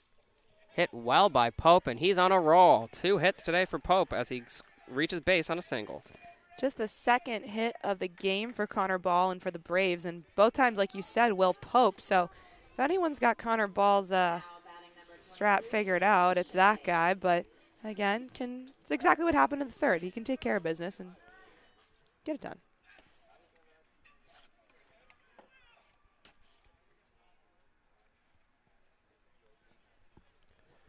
Now Ball must face the top of the order. It's Nick Lachey. Bunt lands right in the hand of Ball, and that's an out. 2 quick outs. I had to rewrite Nick Lachey's name to just be spelt phonetically. Good idea. But yeah, again, the hit from Pope, but as long as he can make it hold it here, it's been just a show from Connor Ball. Again, this is quite the defensive game, both teams scoreless. But hopefully, if Ball can continue this role, he can continue to put the Big Train bats in the best position possible.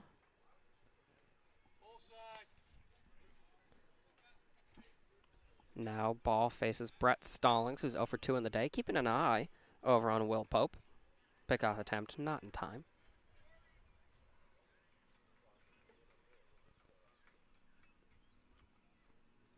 First pitch in. Hit hard. That'll escape the infield. Well done from Brett Stallings. Rounding second. No, he's going to stay at second is Pope. And now 2 runners on for the first time for the Metro Braves. So another hit for Connor Ball. Again, has the 2 outs to work with. So not going to be the end of the world if he can just leave these guys stranded. But with these 2 hits tacked on, I'm not thinking they're going to push him more than the 6. The man he's got to face is Boone to get out of this inning. Boone's batting .314, but he's 0 for 2 tonight. Can he take advantage of that? Connor Ball can take care of business here. This will have been a exquisite 6 innings. Kind of an aggressive adjective, but I really think it captures it because he's just been so good. I'm sorry, what was the adjective you used? Exquisite. It's not aggressive. That's a good adjective. Okay, thank you. Aggressive would be like he's dominating. And that would also be true. He is dominating. I was going to say, you could say all positive adjectives about this performance. He's been great. Awesome to see a guy going for a full 6. He's already at 5 2/3. First pitch for a strike coming into Boone. I'm going to be honest, I haven't listed as Shane Boone, but the roster has him listed as G Boone. Boone G chord. I liked that one. Griffin Boone. From VCU. I don't know why I haven't written as Shane Boone. There is no Shane on this team. Surprised you haven't commented on the fact that he's an A10 boy. He's an A10 boy. VCU. Oh, my. Love that A10. First pitch in. Strike. Sorry, second pitch. Count 0-2 to Griffin Boone. Good stuff for Connor Ball ahead here. Opportunity to take care of business. Scoreboard wrong again. It had nothing on it prior to that. Yeah. Oh, boy. Chance to get out of his 6th consecutive inning of work. Connor Ball, the pitch. Oh, that'll come in as a ball. Dugout thought that was going to be it, but I kind of did, too, to be honest. Thought that could have been it. not that was it. But baseball's an unpredictable beast. Comes down to one man's vision behind the plate. The pitch in again. Hit hard, and it'll escape the infield. Rounding third, trying to come home is Pope. Can he make it in time? He's safe. Will Pope scores after a controversial ball allows Boone to continue his at-bat, and he reaches on a single. Oh my goodness, what a little sequence of events there for the Braves. A really good effort from Jefferson to get the ball into the infield, but unfortunately it just cannot come in time, and the Braves put one on the board. Brett Stallings singled, and Boone singled, and so did Pope. Yeah. Just making sure. My bad. First run of the game, they're going to talk to Connor Ball, possibly pull him here, but should they pull him, it's still been a great performance from him. 5 2/3 so far, 5 Ks, 3 hits, and 1 run. Yeah, I know, exactly. It's just the 1 run given up. They're going to keep him on the mound, unsurprisingly. He's still doing really well. It's just going to be, I think, a matter for his offense to help compensate here. His performance has been incredible. He's pitched, until this point, 5 scoreless innings. Just the 1 run on the board now. I think that if he can get the 3rd out here and go 6 full, that's something he should definitely be proud of. And again, it's just going to come down to the offense to really back him up. He's just got to get out of this inning here first. Now facing Gerald Buchanan. First pitch. Ball called. Count 1-0.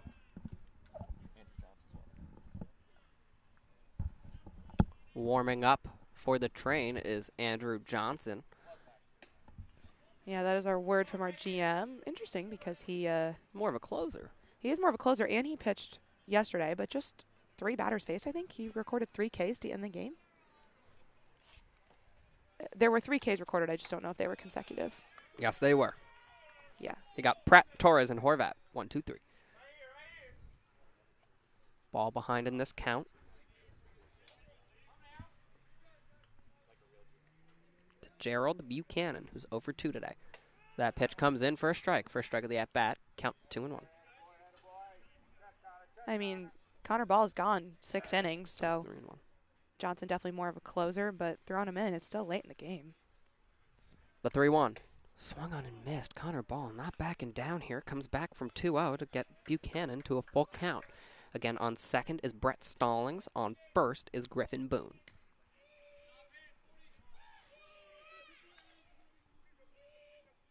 The pitch. Swung on and missed. Connor Ball, his 6K of the day, gets him out of a little bit of trouble there in the 6th, but not before the leading run crosses the plate in the form of Will Pope. The Big Train trail 1-0.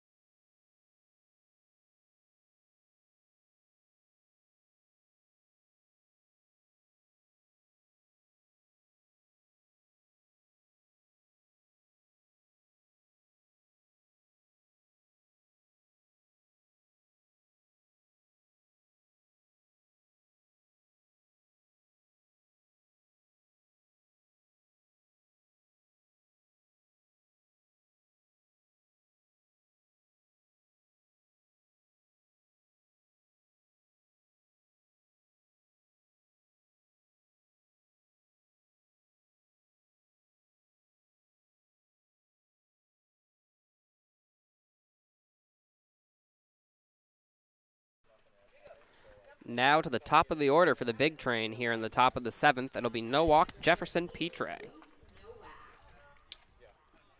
Nowak 0 for 2 so far today, but he did draw a walk to get things started in the first. Yeah, again, Braves take the lead with the run. Coming home was Pope. He'd hit a single, and then Stallings had hit a single as well. So the RBI hit, though, comes from Boone. Good stuff from the Braves, putting something on the board, but still an exceptional performance from Connor Ball on the mound. So now it's just going to be, can the offense from the train match it? We've seen this team have so many great offensive performances. Nowak shows bunt but pulls back for strike 1. So many great offensive performances on the season. All they need right now is a run or 2. Literally. Or 2 would help. Well, yeah, that's what I was going. Like 1 to tie, 2 to win. I speak very intently, Allie. The pitch coming in. Low. Ball 1.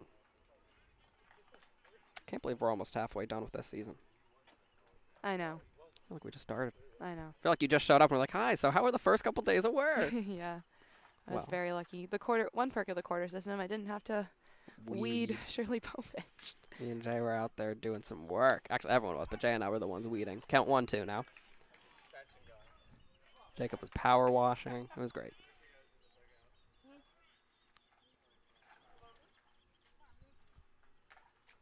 Chance for another strikeout here for Stam. It would be his second.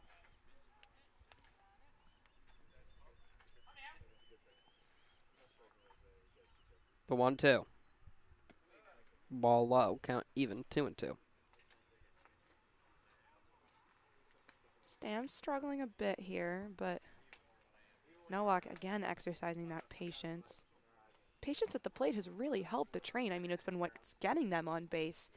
It's just unfortunately the fact that they can't string it together so far. Yeah, they've had two runners on in 4 separate innings. They just need that one last hit. The 2-2. Grounded towards third base. It'll be well fielded, but can the throw get there in time? It cannot. Great hustle from Luke Nowak.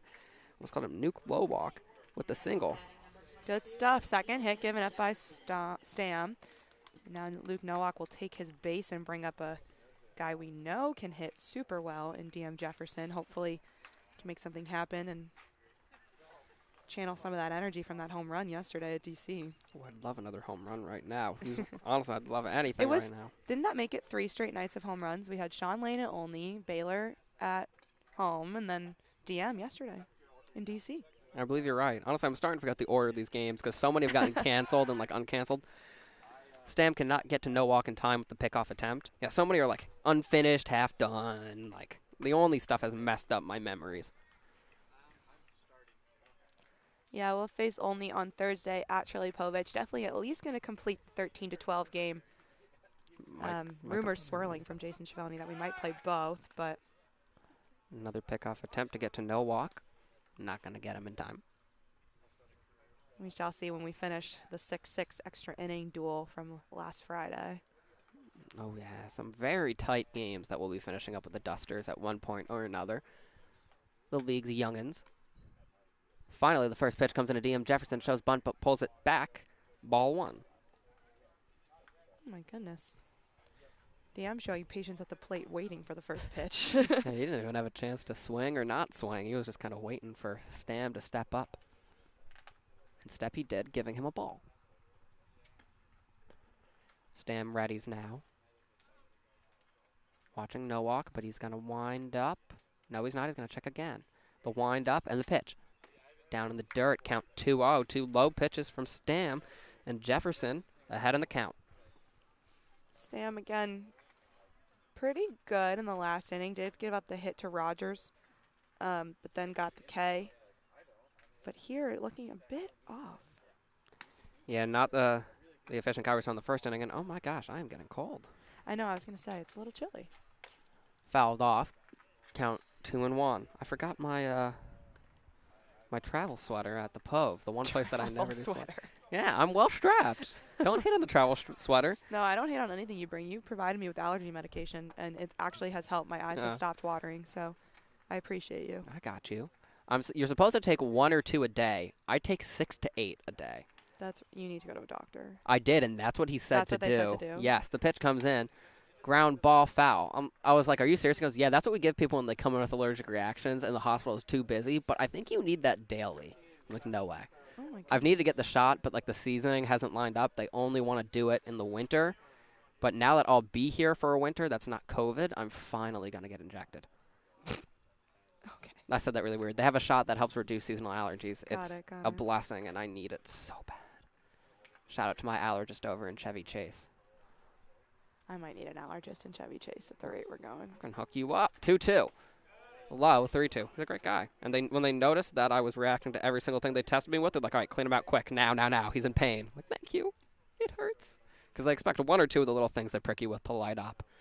But my arm just looked like a lobster claw. Oh my goodness. Worst experience in my life. Well, no, probably. Up there. Up there. The 3-2. No, he's going to go for a pickoff on Nowak. Not in time. Oh my goodness. That's the third pickoff attempt? I think it might be 4. I thought I was going to say, as I said it, I was like, it could be 4. Potentially. Jefferson, patience at the plate. The 3-2. Fouled off. This is the longest at-bat I have ever experienced. Between pickoffs, pitches, foul balls. All of it. But hey, credit to DM for hanging in there. He's remained patient. He's swung on only good pitches. Just needs to put one in play now.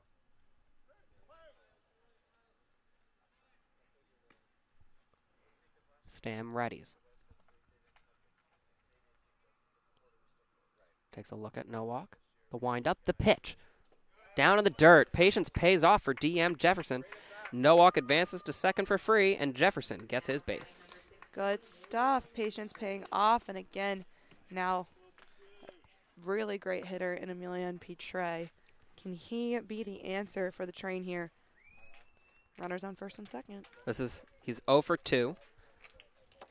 First time he's had a situation without 2 outs on the board since the first inning.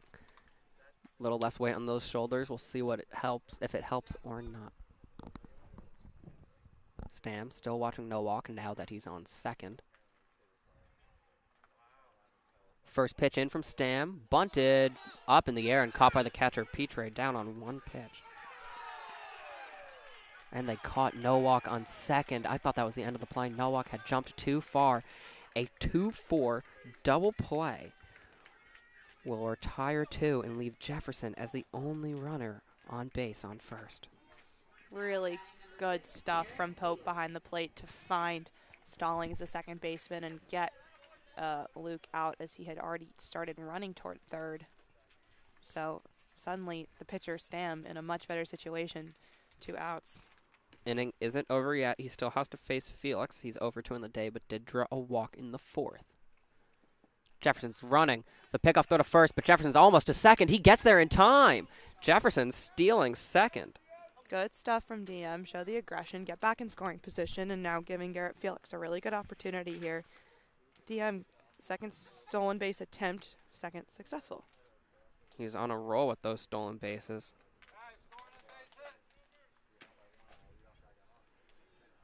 Coach Colangelo making it clear. Scoring on a base hit. Just got to get it out of the infield, and Jefferson will go home. Will he make it in time? Hopefully. He's a speedster. He is a speedster, and he's got a speedster batting for him. Speedster needs some contact here. Ball low. Kept in front by the catcher. Behind the plate tonight is Long. Pope. I think there's another guy, Long, who catches. No, Will Long's a pitcher for a different team. I know the name. Again, really starting to. The Braves is the one roster that we're not as familiar with because I feel like we haven't played them in a while. But the other ones are really starting to come to me. Yeah. Especially like the crop dusters. Oh my God, the guy. That one's like burned Benty in my Thalheimer, memory. Harry Prince, Booma. I know them all. Keister. Yeah, I could get them all. I wonder how many at the end of the season we gotta see how many guys we can name. The 1-0 fouled off, count 1-1, like across the league. The Aces roster's getting in my brain as well. Hakopian, Friend behind the plate. Oh, he's dirty. He's good. Davidson College, A10 represent. Yeah, he was so good that our GM Kevin goes, "What college you play for?" Yeah. Davidson. Yeah, he's really good behind the plate. Are they Jeremiah Jenkins? No, Jenkins was DC, right? Yeah, we Yesterday. saw him yesterday. Ian Jenkins, I think, might be the Giants. So many teams are blue in this league. It's Yeah. just us and the Dusters that aren't. Ball low, count 2-0. I mean, 2-1. the Walkman's going to walk here, not the end of the world. Put another runner on and bring up TJ Rogers, who has 2 base hits in a row. A lot left to go on this at bat, though. I would love for you to be right, though. And I said though twice there. Probably sounded like a buffoon. Gotta call myself out sometimes. Stamp, the 2-1. Takes a ball there. Count now heavily in Felix's favor. 3-1. 2 outs on the board. DM Jefferson on second. My little strategy looking a little more possible now.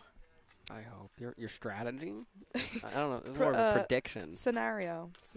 Yeah, that works. That's a classic song from the 90s. What's the Scenario by Tribe Called Quest. Back in time. Good quick turn from Stam, but Jefferson just a little quicker. Close call, but he makes it happen.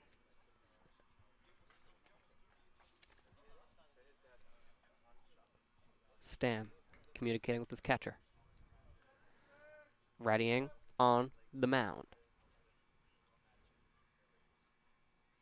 Keeping an eye on Jefferson, who has a sizable lead. No one covering second. The pitch comes in for a strike. Felix thought that was ball 4, but the count now full. What did I say earlier? Garrett Felix crunch time. It is that again. This is crunch time if I've ever seen it. I mean, it's only the 7th inning, but it feels tense already. DM doing a little dance out there by second, trying to keep his legs alive. As I'm sure squatting for that long in like a ready-to-run stance takes a toll. The full count. Ball low. Felix reaches for the second time today on a walk, his 21st walk of the season. And the Train have 2 runners on yet again. Here we go. It's TJ Rogers. TJ Rogers was the first batter faced by Stam when he came in the top of the 6th. And Rogers did record the base hit. Just needs something here with the 2 outs to score these guys and avoid leaving runners stranded again. Yeah, he has been their best hitter today, responsible for 2 singles. Another one here would be wonderful. Little mound visit. Got to figure out how to get out of this one. Their team leads by just 1, but the Train with a real good opportunity here with a really good hitter at the plate. Dugout has been standing this entire inning. They're feeling the tension just like we are. I know, I'm on edge. Edge of my seat. Literally, yeah, you are. Had to fact check. My feet are like bouncing around beneath the table right now. You know, it's getting real when you start shaking your pencil a little bit. See, I can't tell if I'm shaking because of the cold or because it's not that cold. It's definitely the anxiety. I actually packed a sweatshirt today because I walked out and it was a little chilly. Oh, well. Popped up by Rogers. Coming in as the center fielder. Can he make the catch? It's Lachey will end the inning.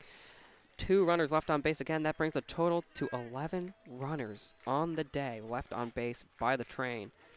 A hit and 2 walks is not enough to help them score this inning as they enter the bottom of the 7th.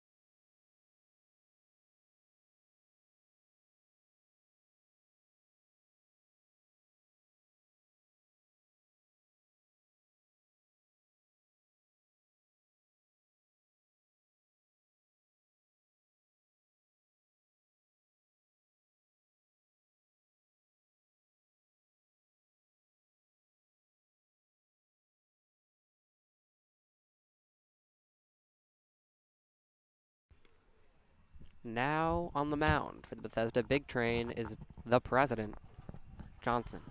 Yeah, Andrew Johnson 2 nights in a row. He pitched in relief for Kai Burdick yesterday at DC to close things out in the bottom of the ninth. Got 3 straight Ks. It was just an unmatched performance from him. Can he keep the lead at just 1-0 here? He'll face Lucas Adam. First pitch misses for a ball. We'll see if Lucas Adams' words can hypnotize Brandon Johnson. Oh my God, Johnson. That pitch will land. Count 1-1. Can't you see?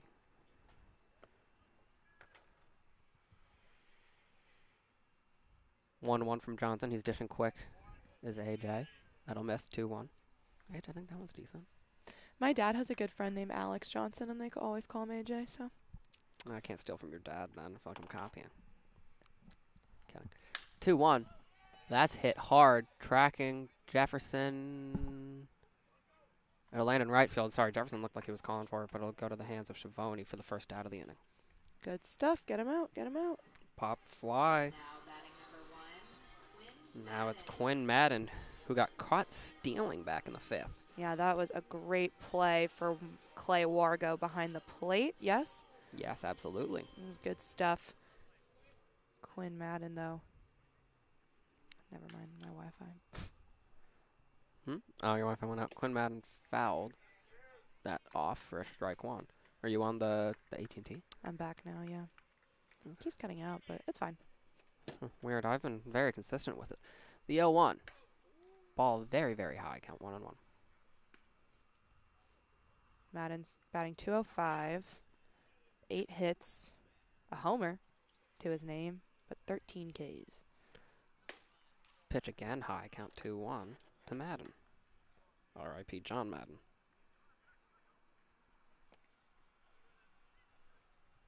Quick turnaround here. Andrew Johnson gets that pitch in there for a strike. Madden swinging. Count now 2-2. There we go. Good stuff.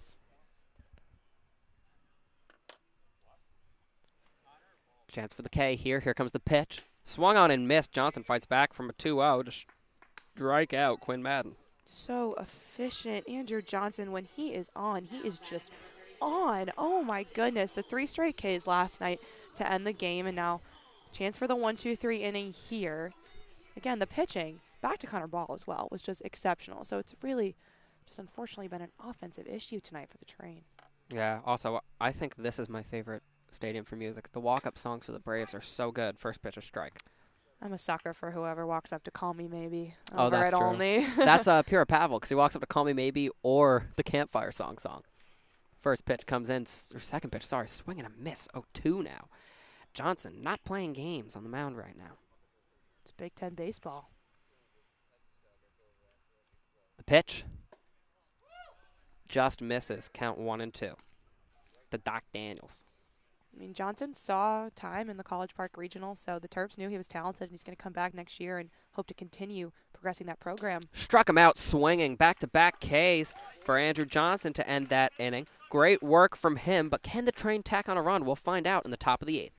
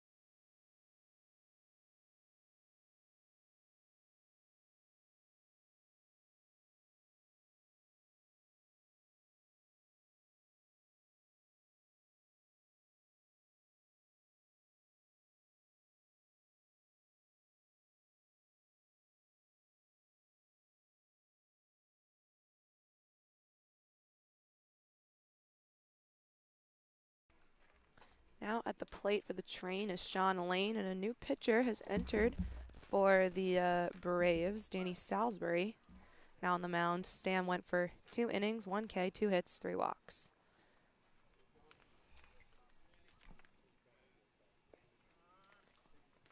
Gonna take a little time here for Pope to come talk to Salisbury before the first pitch comes in to Sean Lane. Again, Braves lead 1-0.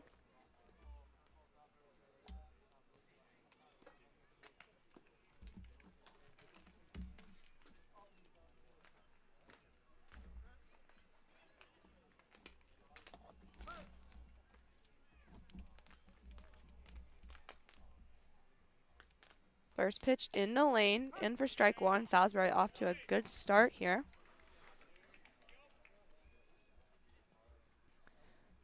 On deck, Schiavone, and in the hole, Colton Hegwood. Second pitch to Lane. That one hit deep, going.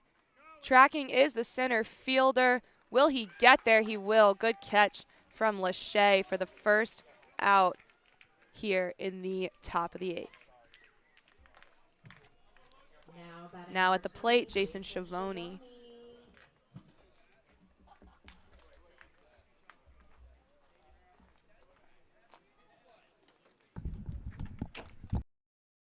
For the delay there in my absence. What happened? Sean Lane flew out. Okay. What possession too? First pitch to Schiavone, strike. To the center fielder, Lachey. Got it. Thank you.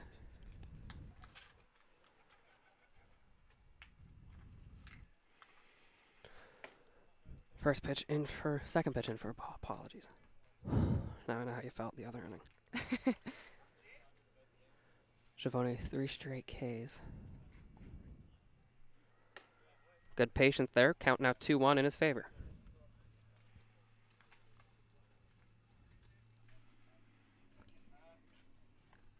As I'm sure Ali mentioned, he's facing Salisbury now. Pony guy. That's Pony Guy. I didn't know he was on this team. My heart. 3-1. I'm pretty sure. Danny Salisbury. It's got to be in the sheet. I just remember, yeah, has a pet pony, all caps. Goes to Mount St. Mary's College, and he's a Virginia native. I don't think we'll ever go a game with him pitching without mentioning that. It's such a good fun fact. Hit up the middle. That little mini fly. He's on first with a single. Great stuff for Jason there. Again, it's been a tough day for him. 3 straight Ks.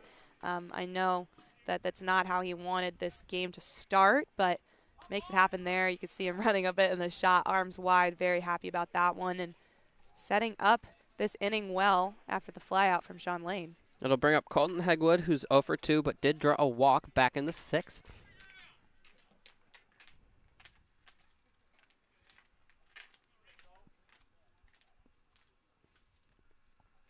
The Mount St. Mary's man throws the pitch. It lands for a good first strike here against Hegwood. Colton Hegwood has flown out, struck out, and then walked today. So 0 for 2, and then reaching base once. Can he push Schiavone to scoring position?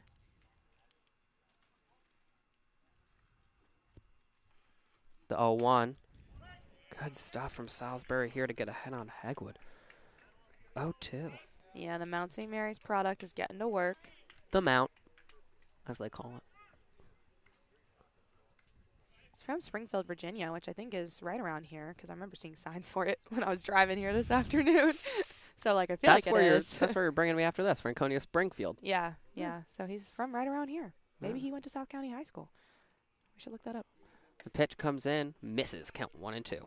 Let me look it up. Danny Salisbury.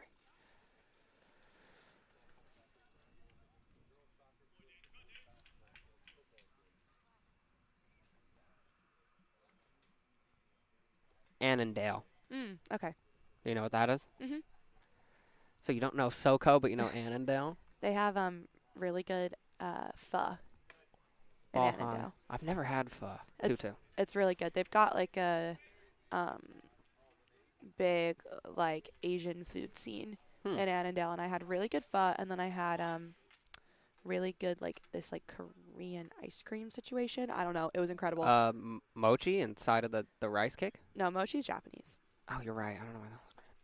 Oh, it's because the Korean grocery store near me still sells it, even though it's not Korean. Mochi's great, though. Big fan. The 2-2. That'll miss. Count 3-2. There's a Japanese mart near my home, and we always, like, my friends and I went in and just got random candy. And one of us got this. It looked like mochi, but it wasn't in the fridge. It was bean paste. Oh, like red bean. It was so bad. No, that stuff's good. Red bean ice cream, red bean mochi, red bean. The ice cream I had had red bean. The one I'm talking about from Annandale. Really? It's maybe an acquired taste, but I like it. Hit hard, but to the third baseman.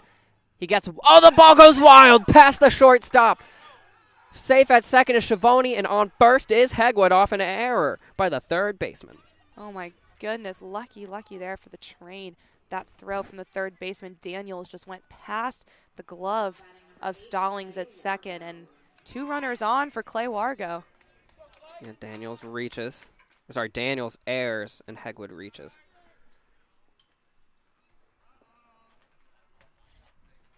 Big chance here for Clay Wargo. Still just 1 out for Salisbury, so. Oh, but they're going to talk to him. Someone just yelled manic in the pen.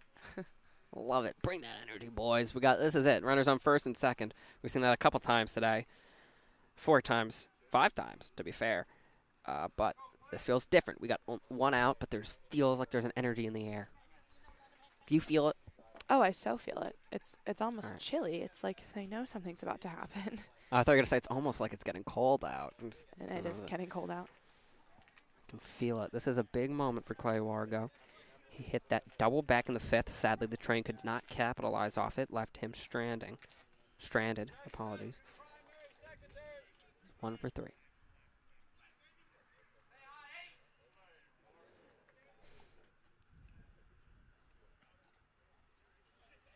Batter and pitcher both taking a moment. Wargo reapproaches to the plate.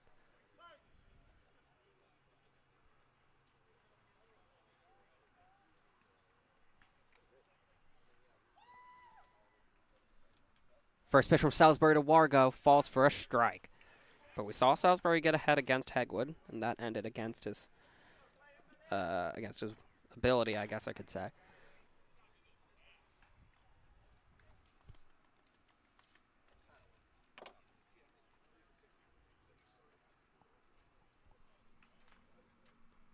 (0-1).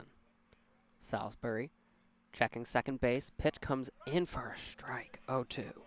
Good Again. start for him. Sorry, again, Schiavone on second and Hegwood on first.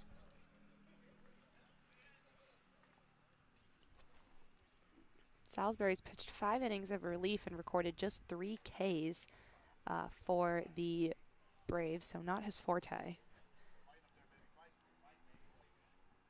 He's reading the 0-2, looking for the K here. It'll miss. Count 1-2. On the flip side, only 4 walks given up as well, but then 8 hits and 5 runs, all of those earned. So 5 innings of relief, 5 runs, not the best stat for an ERA of 9 to start the season.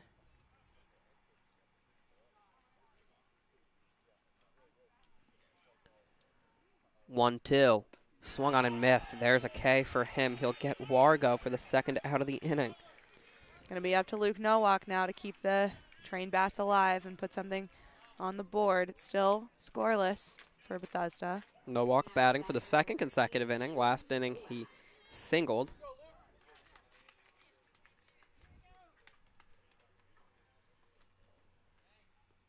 Another single here would do wonders.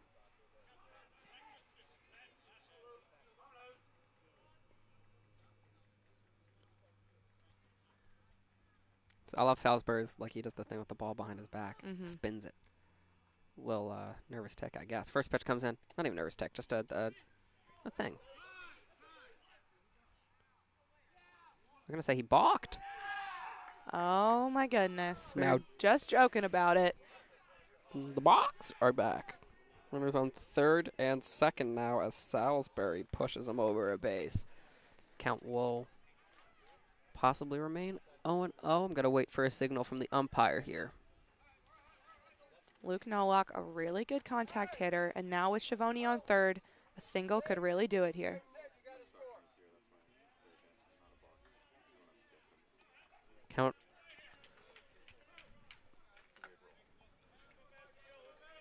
What was it? Michael told us that's not a balk. It's a different rule. What was He the rule? held the ball. Popped up, tracking back as the third baseman. Can he get there? He can. Fielded by the third baseman, Daniels, who had aired earlier in the inning to get out. The Train leave 2 runners in scoring position yet again. They've left 13 runners on base today as we enter the bottom of the 8th.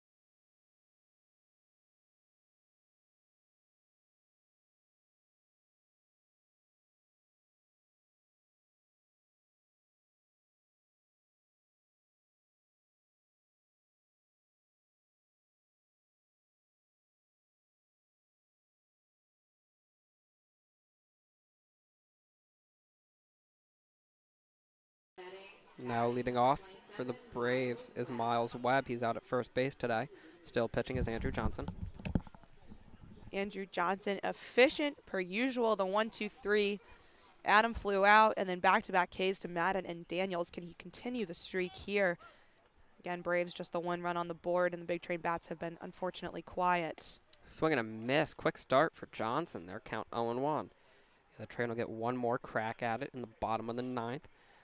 In that inning, it will be Jefferson, Petre, Felix. Dangerous stuff. Count now even to Webb.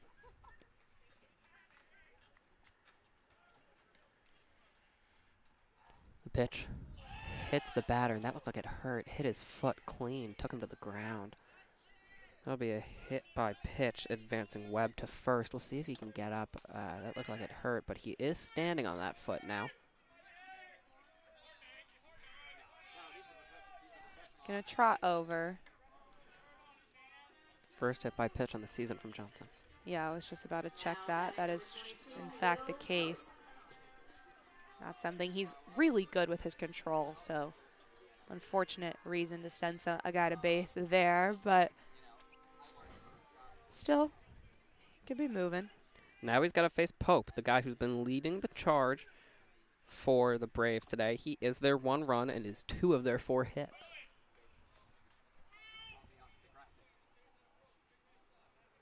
First pitch of the at-bat, he's showing bunt. It'll go wild. Charging across to second, and he's there. Webb will reach, but are they saying he tipped it? I think it rolled out into the dugout, so similar to what we saw last time at SoCo. Either way, they're just going to leave the runner at second. SoCo got to fill them dugouts. Got to place them a little differently because balls keep going in there.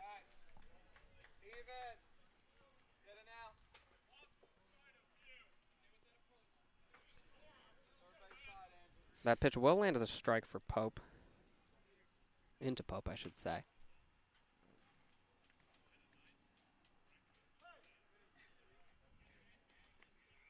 Play resumes. Now on second is Miles Webb.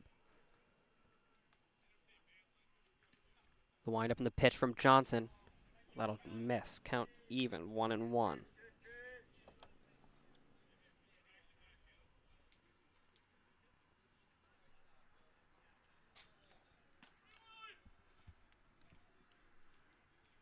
The The 1-1.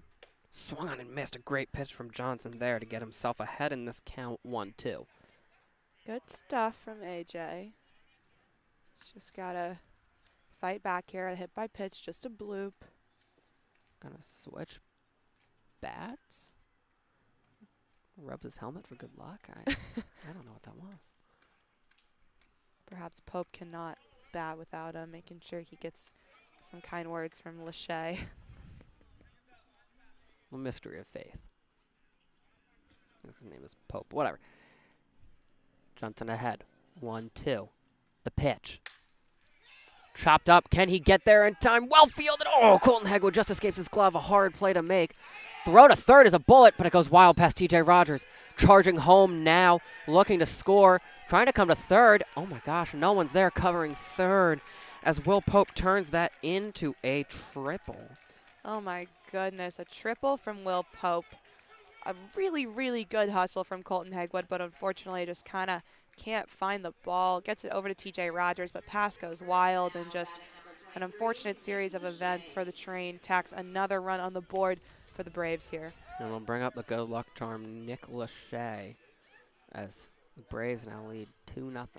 Pope continuing to be the biggest threat for this Braves order, too. Gosh, he was dirty after diving into third there. Swing and a miss. Great pitch from Johnson to keep his head in the game. Here, Lachey behind 0-1.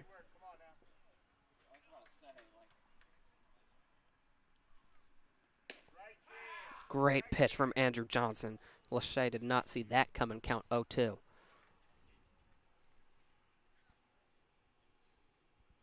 The 0-2. Popped up. Tracking back is Rogers. Can he get there? He does. Out in foul territory, Rogers making the catch, and that'll be the first out of the inning. Now got to get through Stallings and Boone, who both had singles in the 6th. An RBI single for Boone.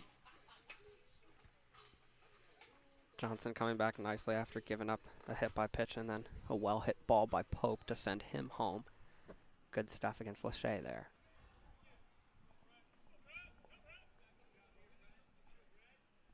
Johnson readies. Charging to steal home, tagged out. An interesting decision to try and send Pope to steal home while Johnson pitched.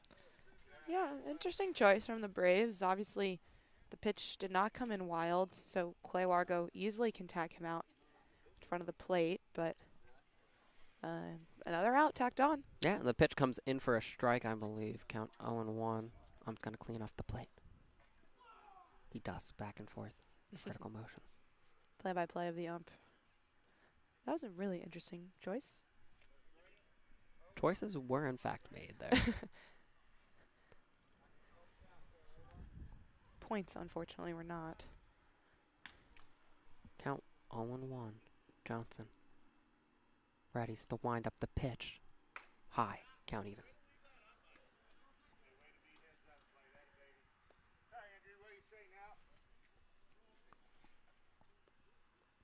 Third pitch of the at-bat comes in high. That was a fast-moving heater. I want to ask how fast he's pitching, because these look like bullets tonight. We asked about Jordan Little. He's, what, mid-90s, they were saying? Yeah, no, they were saying he was pushing 3 digits. Pitch comes in, swing and a miss. Great stuff from Johnson, now ahead in this count. 1-2. No, even 2-2. Johnson 1 strike away from getting out of this inning with just 1 run, giving up the pitch. Inside full. Base is empty now after Pope was caught trying to steal home. The pitch from Johnson. Swung on and missed. Great stuff there to end the inning. But the Train now, a tall task ahead of them in the top of the 9th. Must score 2 runs to try and keep this game going here on BigTrain.tv.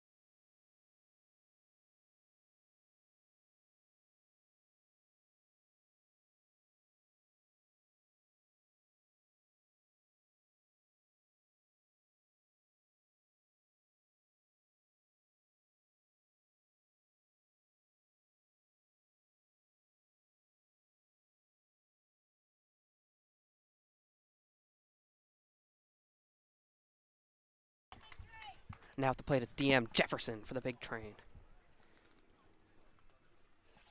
Again, the train trailed by 2 here.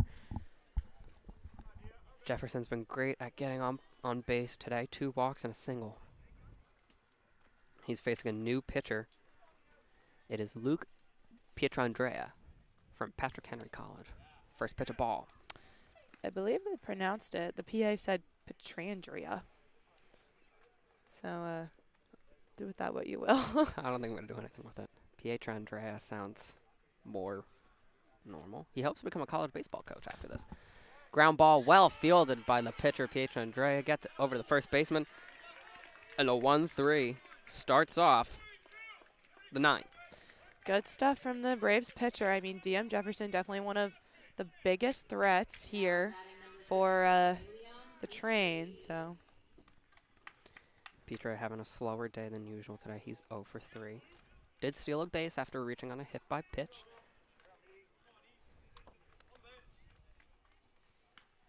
First pitch in. Gonna miss. Count 1-0.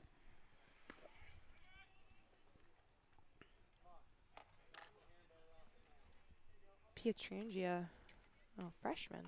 It's a young guy. Pietra and Pietrandra. That's kind of cool. The 1-0. Down in the dirt. It'll go wild. Count 2-0. No runners on base quite yet to take advantage of that.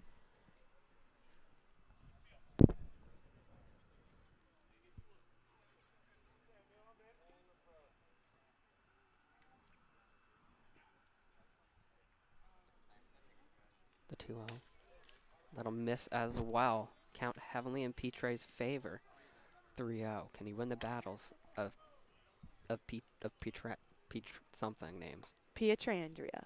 Pietrandria. I want to see them play in Alexandria. That pitch will miss. A 4-pitch walk. Puts Amelia and Petra on base, and the train aren't done quite yet. Good stuff. I mean, these guys love to give us a little bit of a anxiety attack. Happened yesterday. Top of the 9th was where they made it happen. It's happened before, especially early in the season. Is it going to be another top of the 9 show?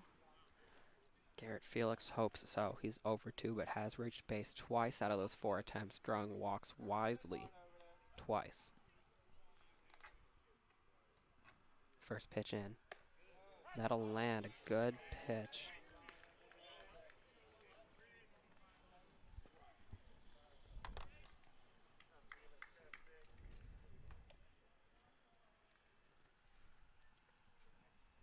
Pietrandrea. The 0-1. That'll just miss. Count even. 1-1. Lots of flies right now. Oh, that's gross. I didn't think I'd actually catch them. Now I got hide carcass on me. They're calling a ball.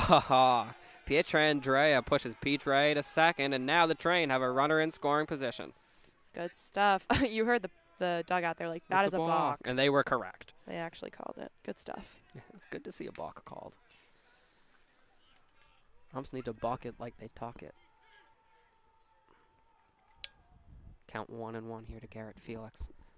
Wind up in the pitch. That'll land a good pitch there. Has the count at 1-2. Pietrandria. 3 1/3 innings pitched, just 1 hit given up, 4 Ks. So no runs in his relief so far for the Braves. How many innings of relief was that, you said? Pitch high 2-2. 3 1/3. Okay. Can the train be the first team to get one on him? Just 1 hit, too. So again, not too much across 2 games, but still remains unscathed. The 2-2 to Felix. Fouls it off. The at-bat will keep going. Patience at the plate has been the story today for the train. It's gotten a lot of runners on. Unfortunately, just haven't been able to drive anything home. But if you can keep doing it and give more batters an opportunity, still good stuff. Felix really hoping to reach base here. It would be great for the train. The wind up in the pitch. Ball high, 3-2.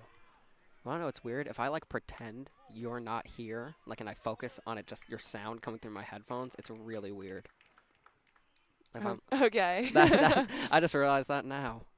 I was just like, huh. I'm a little confused what you mean. Like, but if I'm just like, all right, she's not, it's just me. It sounds like you're, like, coming through the radio, which is cool because you kind of are. Ball high almost takes Felix's head off, but he will reach base on a ball four. Back-to-back walks from Pietrandrea. Third walk drawn by Garrett Felix today.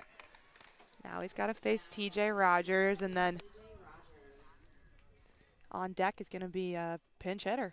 Yeah, it's going to be Peyton Schultz. I saw him taking some swings beforehand, so he'll come in for Sean Lane. Lane, sadly, 0 for 3 today. Can TJ Rogers be the difference maker? They're going to meet on the mound, and they're going to pull Pietrandrea. He is done, and in comes Jake Whittington from Wilson College. Born in Salisbury, Maryland. Salisbury, a running theme of this cast. We'll be right back after a short break while he warms up. It's actually going to be a different guy, despite him being the one coming out of the pen. Apologies. We'll tell you who it is after this break.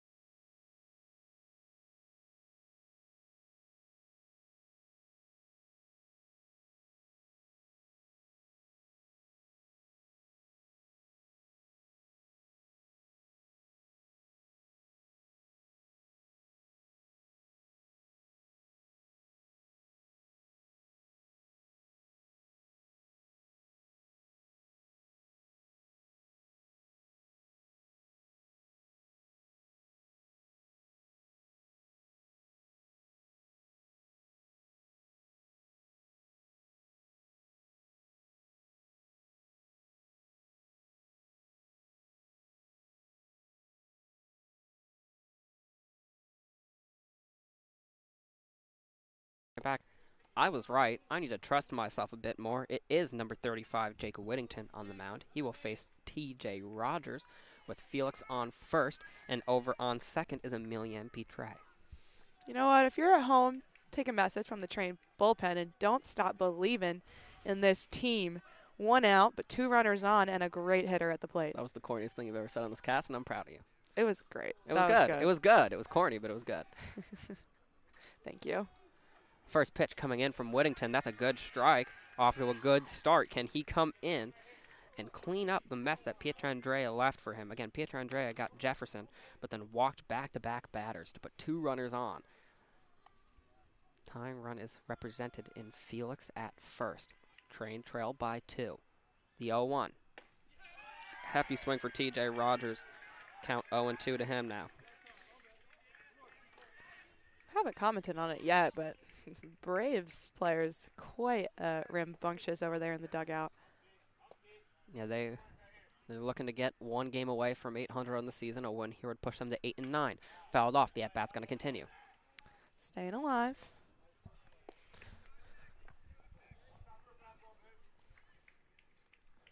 Again, just something here to push this game at least tied. It's just 2-0.